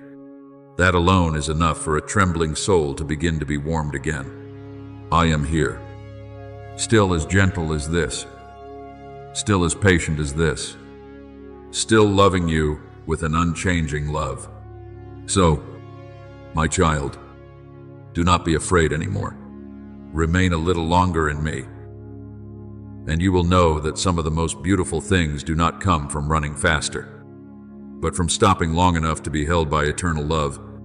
And when you begin to truly remain in that moment, you will gradually understand that what I have desired from you has never been a cold, flawless perfection like a stone statue, but a heart that still knows how to tremble before the light, how to soften before love, how to bow down in sincerity, and how to look upward in hope. There are souls who think that in order to draw near to me, they must first make themselves clean by their own strength, mend every hole, hide every crack, and learn to smile beautifully before they dare stand before me. But my child, if a wounded child had to heal himself before he could run into his father's arms, then what meaning would that father's love still have? I do not call you to come after you have become all right. I call you to come right in the middle of your confusion. I do not wait until you are no longer weak before I embrace you. I embrace you so that you may have the strength to pass through that weakness. Therefore, if today there are still scattered fragments within your heart, if you still see in yourself many things you cannot yet name, then more than ever, draw near to me. Come with your empty hands as they are, with your red eyes as they are, with your tired heart as it is, and step into my presence. For I love you not because you are a complete song, but because even in your most choked and trembling notes, you are still the melody I cherish. Then, little by little, as you are willing to remain still in those invisible arms, you will see that certain things within you begin to change in a very gentle way, not noisily, not violently, not with display, but deeply, like water soaking into dry soil. You may not recognize it immediately, but I am softening the barren places you have long thought were dead. I am untying, knot by knot, the tangles in your thoughts. I am teaching you to look at yourself with the eyes of mercy instead of harsh condemnation. How many times have you treated your own soul like a demanding master, only knowing how to demand, how to blame, how to compare, how to be disappointed? You have spoken words to yourself that I have never spoken. You have called yourself useless, slow, inferior, unworthy, while I have continued to call you my beloved child. You have allowed the voice of failure to become louder than my promise. You have forgotten that a seed lying in the earth may look like something small and buried, but in my eyes, it is the beginning of a season of blooming. So today, I want you to learn to hear again what I say about you. Do not define yourself by the times you have fallen. Do not imprison your life within a few dark chapters. Do not take one winter as proof that the tree has died. I am the one who makes the desert blossom, and I can still cause the part of you that seems withered to rise again with new life. Therefore, do not be afraid of the quiet spaces I allow to enter your life. There are days when you feel as though life has slowed down in a way you cannot understand, when old joys no longer satisfy you, when the noise around you cannot fill the emptiness in your chest, and you wonder in confusion why everything seems to be moving farther away. But sometimes, that is precisely when I am drawing you away from the things that distract you, so that I may lead you into a deeper place. The world easily mistakes silence for emptiness, delay for abandonment, and spiritual hunger for being lost. But with me, some silences are holy ground. Some nights come without immediate answers so that you may learn to recognize that my presence is greater than every answer. Some doors close not to make you despair, but to stop you from knocking on places that no longer belong to you. You often think that being open to immediately is a blessing, but sometimes being held back is also mercy. Perhaps if I gave you too soon what you asked for, it would wound you more than bless you. Perhaps if I allowed you to follow the path you so desperately demanded, you would wander away from the peace I had already prepared for you. For my love knows not only how to give, but also how to keep. It knows not only how to open, but also how to restrain. It does not merely yield to the tears of the present, it also knows how to protect your future. So when you do not understand, learn to trust. Not a blind kind of trust built from fear, but a faith that sprouts from knowing who I am. If you know that I am a good father, you will not quickly doubt when my hand leads you through a narrow path. If you know that my heart is full of mercy, you will not think my silence means I have abandoned you. If you know that I am faithful, you will not see the seasons of waiting as meaningless. Faith is not waiting until you see the whole road before you step forward. Faith is taking my hand in the fog and still walking. Remember Abraham, who was called to leave his place of safety without knowing where he was going. He did not carry a detailed map, but he carried a promise. In the same way, many times I do not hand you the blueprint of your entire life. I only give you enough light for the next step. Not because I want you to struggle in confusion, but because I want you to learn to walk with me instead of only wanting to receive from me. There are gifts that, if given without inner maturity, would become burdens. But there are souls who learn to walk slowly with me, to wait with me, to weep with me, to be silent before me. And when the time comes for them to receive what I have appointed, they will no longer be the same person. They will carry the blessing with the maturity of a heart that has passed through fire without losing its tenderness. And this is what I want to speak deeply into the most hidden place within you. Do not be afraid of being weak. The world worships strength on display, worships an outward appearance without cracks, worships souls as though they had never known how to cry. But the kingdom of heaven sees differently. I do not despise tears. I do not look down on trembling. I do not turn away from a soul collapsing beneath an invisible burden. On the contrary, many times, the place where you feel weakest is the very place where I can enter most clearly. When you no longer deceive yourself into thinking that you are strong enough to control everything, when you stop leaning on the hard shell you built for yourself, when you are willing to admit that you need me, that is, when the door within you opens wider than ever before. There are things only the poor in spirit can receive. There are springs that flow only into hearts that know they are thirsty. There is a peace that rests only where a person no longer fights me for the right to be Lord. Weakness placed into my hands will no longer be a shame. It will become the place where grace is revealed. And you will be amazed to realize that you did not collapse as you once feared. Because there is a strength that does not come from the ego, but from the one who continually upholds you.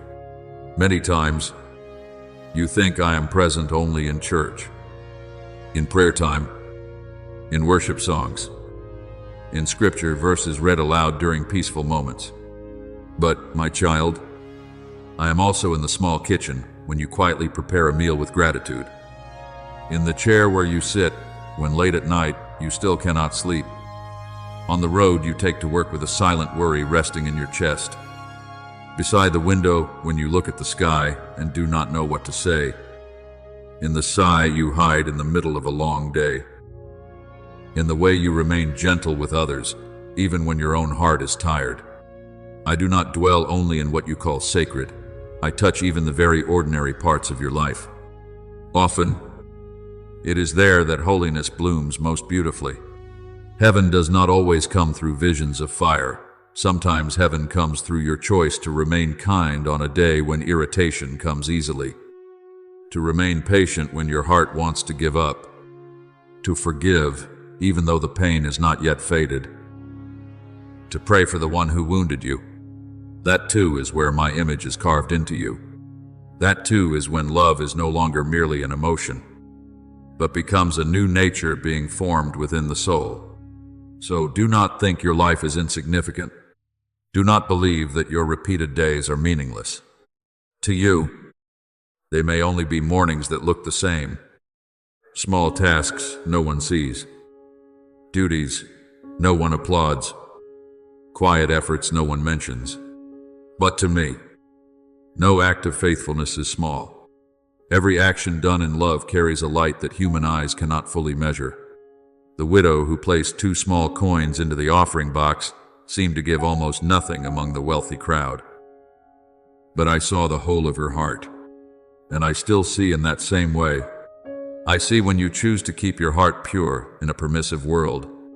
I see when you do not retaliate, though you could. I see when you remain silent to avoid causing more hurt. I see when you still get up and do what ought to be done, even when no one praises you. I see when you continue to love while you yourself have not been fully embraced. Do not be sad because the beautiful things you do are not recognized by people. There are rewards that do not lie in applause on the earth, but in the soul becoming more beautiful, and in the fragrance of obedience rising all the way to heaven. Then there will come a time when you realize that what I am building within you is more precious than even what I am building for you. Human beings often pray for circumstances to change, but many times I begin by changing the heart. For if you step into a new life while still carrying an old soul full of fear, suspicion, bitterness, and haste, then even a blessing can become a burden. So before I lead you into wide fields, I often teach you peace in a small room.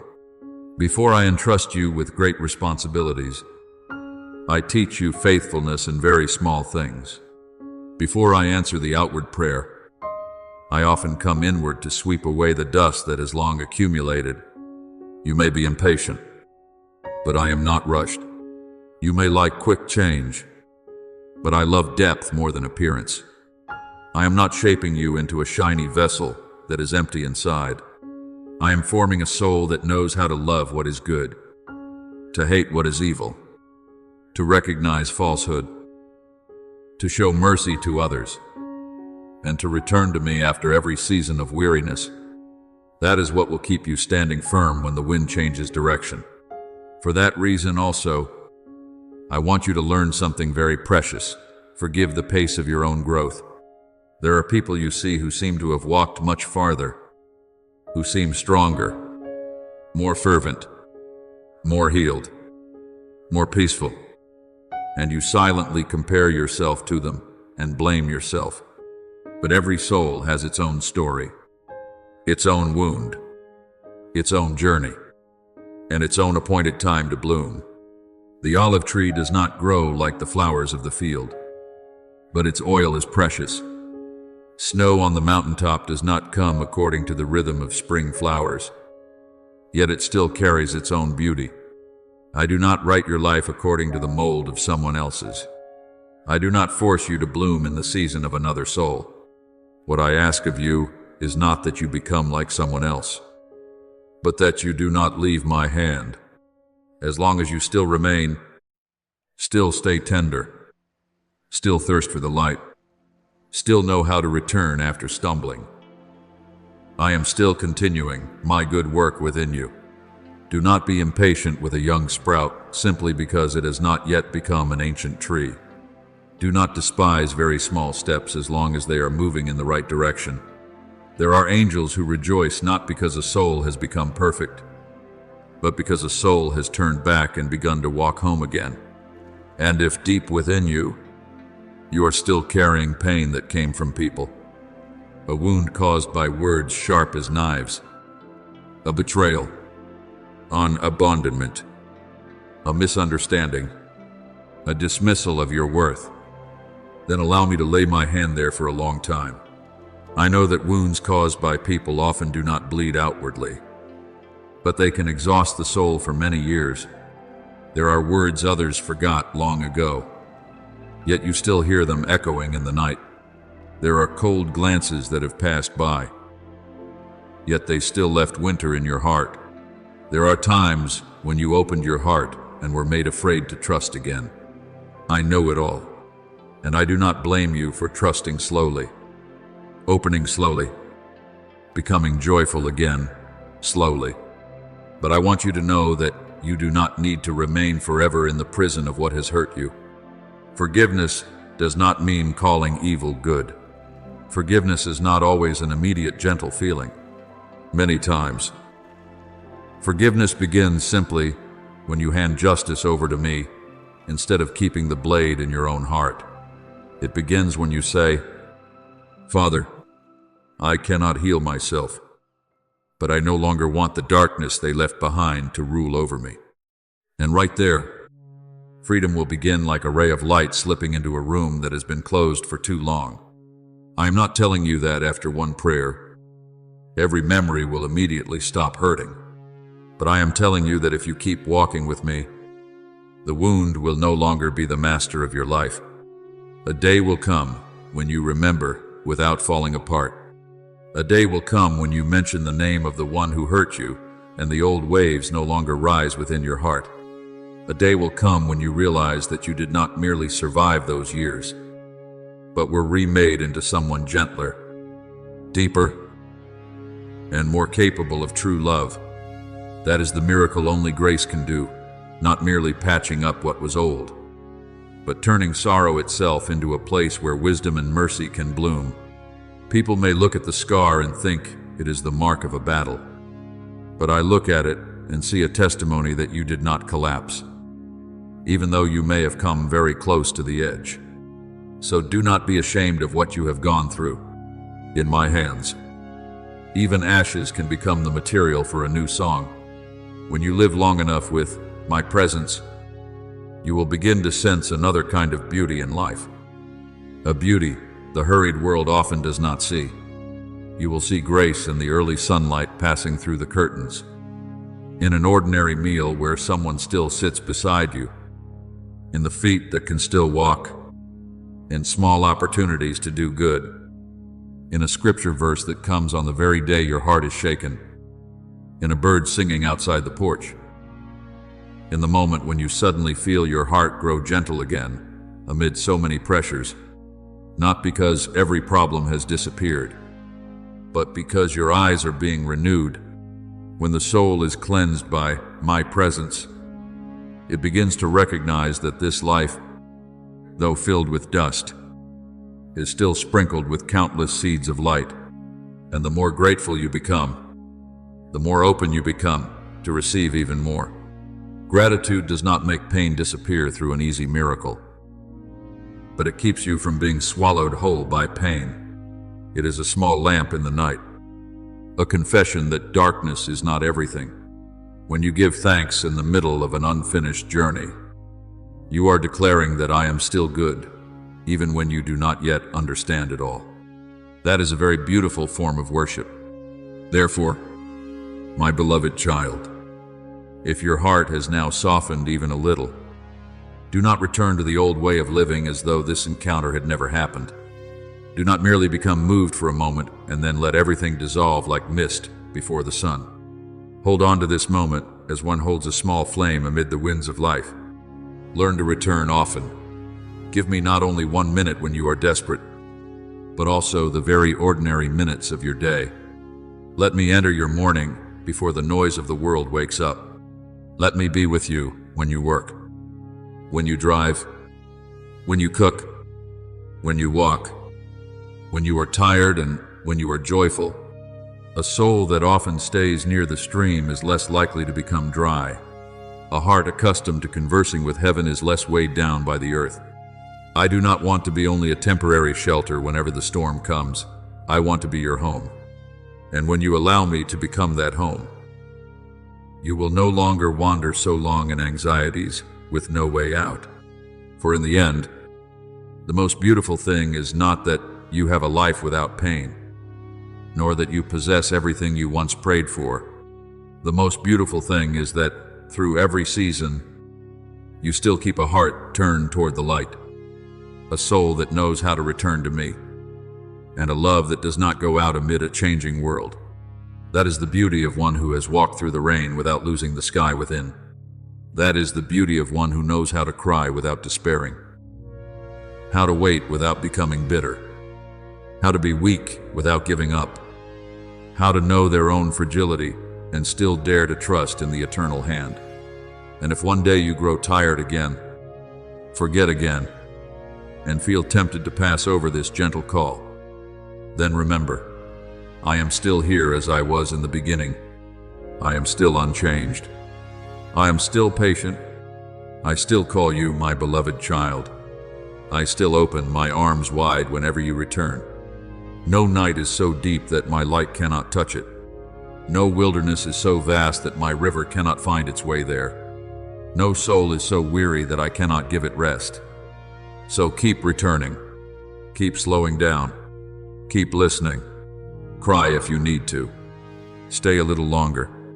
For in that remaining, you will gradually understand that what you have been seeking for so long is not far away, but has always been in my love, where your heart can finally rest. And then, as you begin to remain a little longer in this stillness, you will gradually realize that what I want to give you is not only a moment of comfort, but a place to belong. For human beings may pass through countless rooms in life, may meet countless faces, may build before the eyes of the world an appearance of maturity and steadiness. Yet deep within the soul, each person is still searching for a home that does not reject them, an embrace that places no conditions, a voice that causes every fear in the heart to quiet down.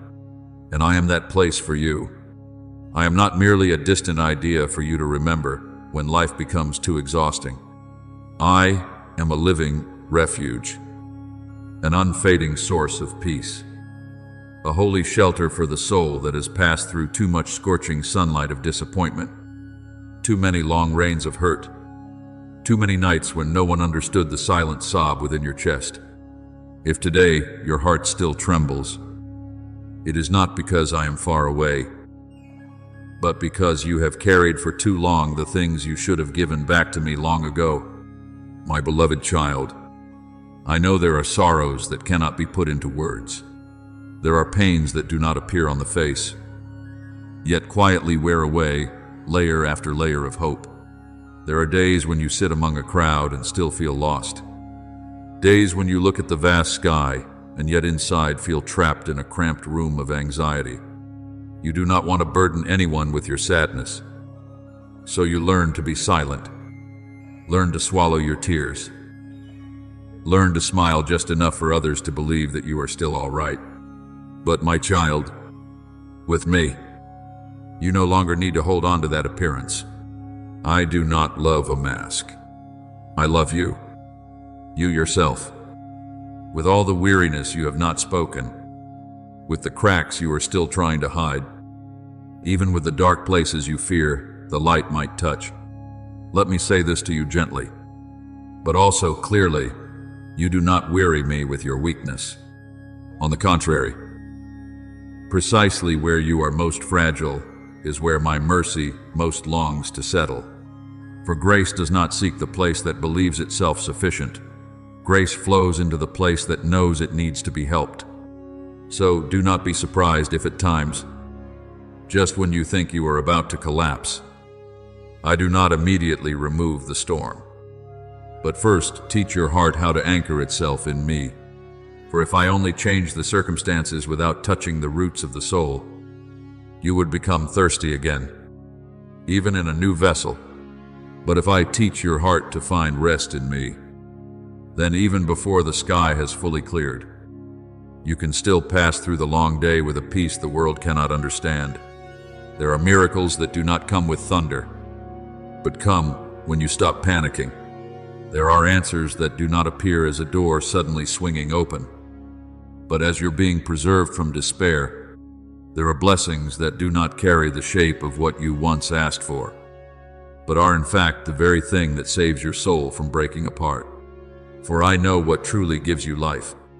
I know what may look beautiful to your eyes but could exhaust your heart later. My love does not indulge every temporary demand. My love protects your future with a wisdom you may not fully understand today. Therefore, the more you remain in my word, the more you will recognize something truly wondrous. I do not heal only by soothing, I also heal by cleansing. There are thin layers of bitterness, disappointment, comparison, and resentment that have quietly covered the window of your soul, causing you to look at life through a sorrowful mist. You began to doubt goodness, to fear hope, to withdraw because you did not want to be hurt again. You protected your heart by closing it. But that very closing also made it difficult for light to enter. So I come, not to condemn you for building those walls, but to gently knock upon them and whisper, "My child, it is time to open a small window." Just one small window is enough for the dawn to slip in.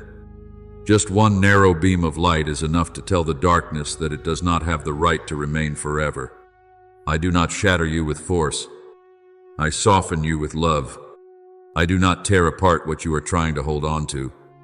I persuade your soul with a tenderness greater than fear. And perhaps it is precisely here that you will understand why I have remained so patient with you. It is not because I do not see your delays. I see them. It is not because I do not know the times you promised and then forgot. The times you were touched and then grew cold again. The times you prayed with emotion and yet later allowed your heart to be swept back into countless small distractions. I know it all. But the love of a father does not measure you by the number of times you fall. It looks at the possibility of your restoration. I do not close the book because one page has been stained with ink. I do not extinguish the lamp because it trembles in the wind. I do not abandon the garden because one season of flowers blooms late. I am the one who sees the seed of life in what others call failure, who hears the hidden song within the sob, who sees the pearl lying deep beneath the mud of the days when you grow weary of yourself. You often draw conclusions about yourself too quickly, but I do not. You look at one chapter and think it is the ending. I look at the whole journey and still call it hope. My child, there are memories that have changed the way you believe. Perhaps you once opened your heart, once waited, once pleaded, once believed that a door would open, that someone would stay, that a promise would be fulfilled. But then, what you hoped for did not come as you imagined, or what you cherished slipped from your hands before you could even understand why. Since then, deep within, you began to be cautious, even with joy. You fear that hoping too much will only hurt you more. You fear opening your heart and then having to gather the broken pieces of yourself once again. And so, you live carefully around happiness, keeping your distance from great dreams, holding your heart in a place half open and half closed. But, beloved child, I do not want you to spend your whole life merely avoiding pain. I want you to live in order to recognize the beauty I am still patiently sowing into the world. Even after the darkest seasons, flowers still bloom after the frozen winter, dawn still rises after the long night, seeds still split open in the darkness of the soil, and your heart, though it has passed through many cuts, you can still learn how to blossom again when it is placed in my light. So today, I am not only soothing your pain, I also want to rekindle within you a gentleness toward yourself.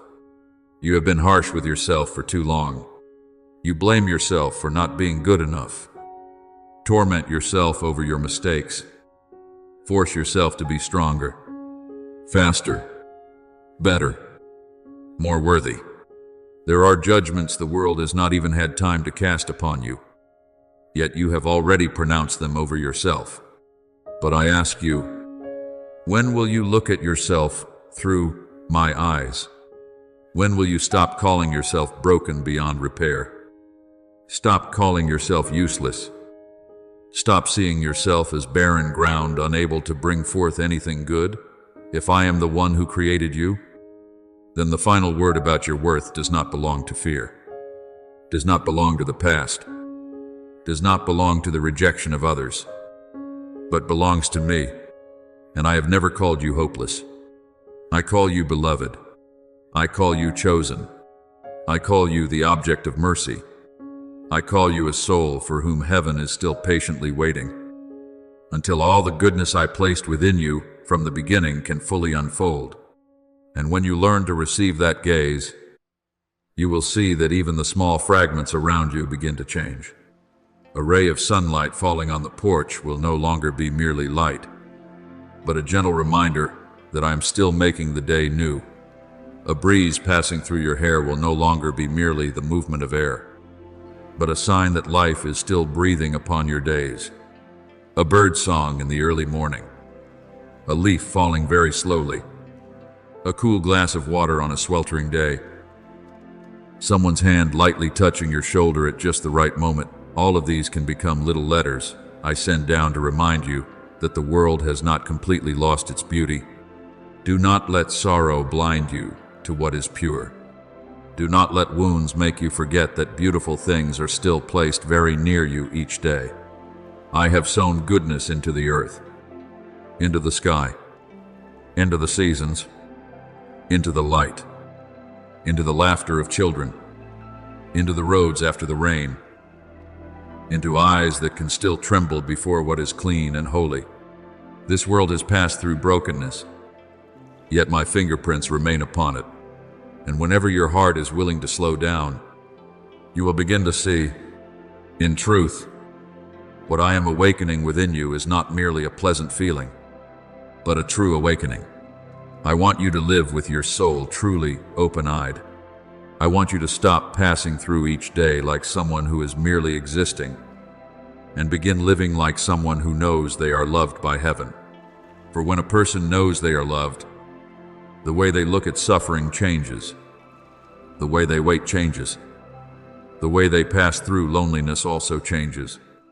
They are no longer a leaf carried away by every wind of life, because deep within, they know they have roots. They may weep, but they do not despair. They may grow weary, but they do not collapse. They may be delayed, but they are not forgotten. You are the same. Sadness has no right to define you. Delay has no right to end you. What others did not give you has no right to say that you are not precious. Only I am the final voice over your life. And that voice is never the voice of destruction. That voice calls you to rise, calls you to wash your face from tears, calls you to continue with a heart anointed with peace. I know there are times when you ask yourself, if I am truly near, why must you still pass through days like these? If I truly love you, why are some things not easier? Asking such questions does not push me away from you. I am not afraid of honest questions. It is simply that there are mysteries not given to you to solve completely, but to walk through by faith. There are roads that are not fully lit from the beginning, yet there is enough light for the next step. There are fields you must cross in the mist, so that you may learn to see by trust and not only by sight. And this, my child, you must remember carefully. Being loved by me does not mean you will never suffer. Being loved by me means suffering will never have the right to swallow you whole. Being loved by me does not mean every door you knock on will open. Being loved by me means no closed door can prevent my good purpose from reaching you. Being loved by me does not mean night will disappear from the calendar of your life.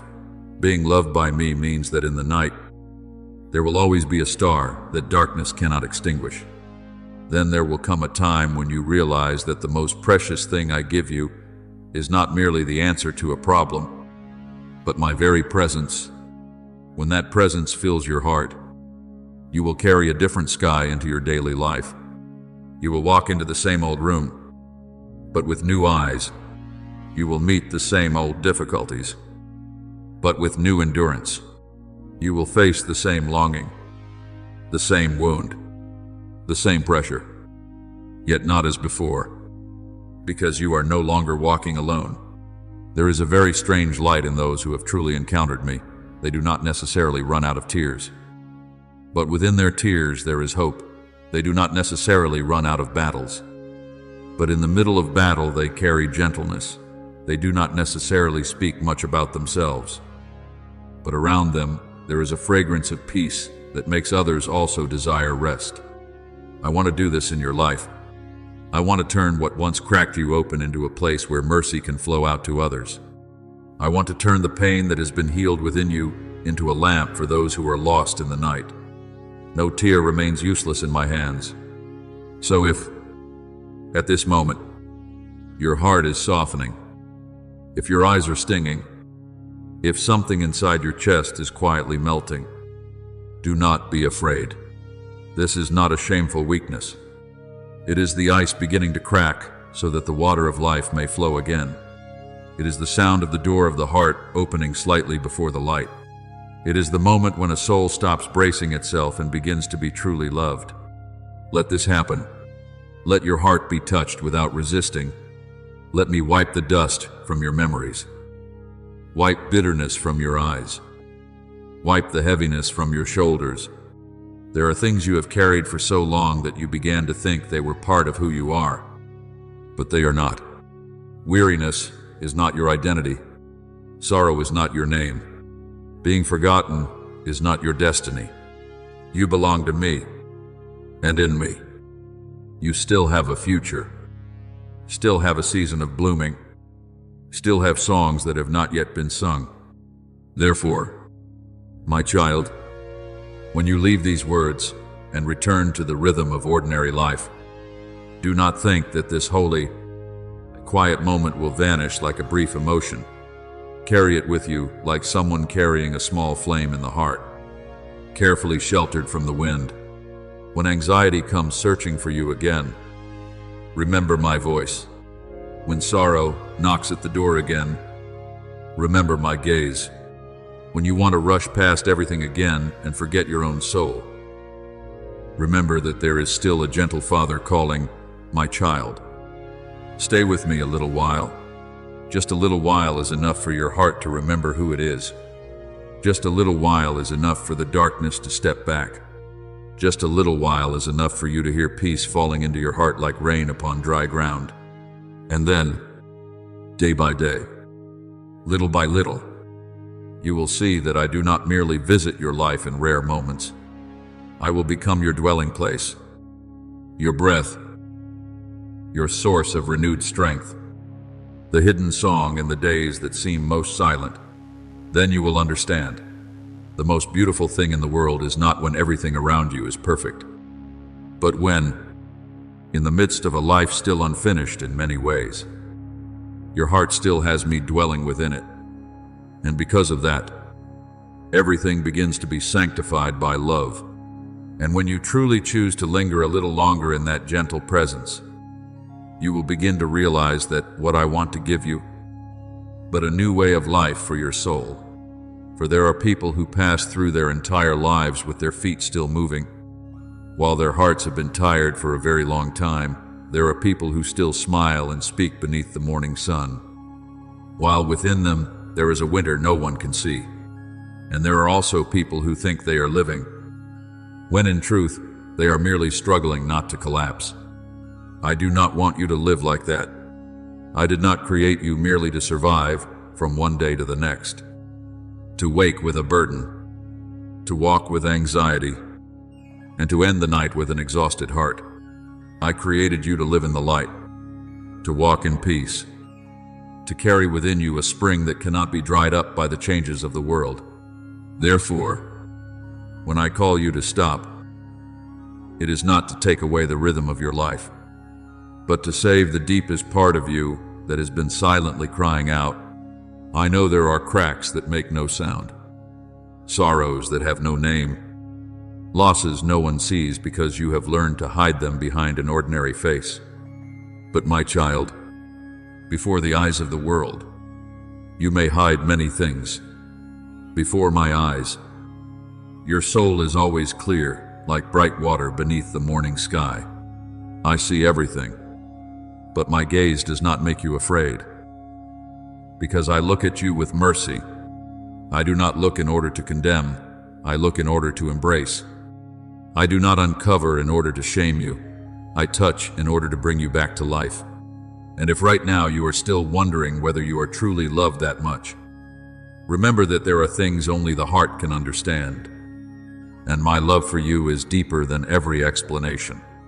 Then there will come a time when you understand that much of the weariness in your life did not come from having gone too far, but from trying to walk alone for too long. You carried your own thoughts, your own fears, your own questions, your own future. And even when your lips still said that you trusted me, Deep in your heart, you quietly took the steering wheel from my hands because you were afraid that if you let go, everything would fall into chaos. But beloved child, what exhausts you is not only your circumstances, but also the habit of holding yourself up by your own strength. There are burdens that were never meant for you to strain yourself to carry, but for you to learn how to lay down. There are doors that do not open through pressured effort, but through surrender. There are long nights that do not become shorter because you think more, but because you learn to rest your head upon my promise and be at peace. So what I want to teach you is not only to pray when you are desperate, but to lean on me, even when you still feel strong. Not only to cry out when everything is tangled, but to trust even in ordinary days.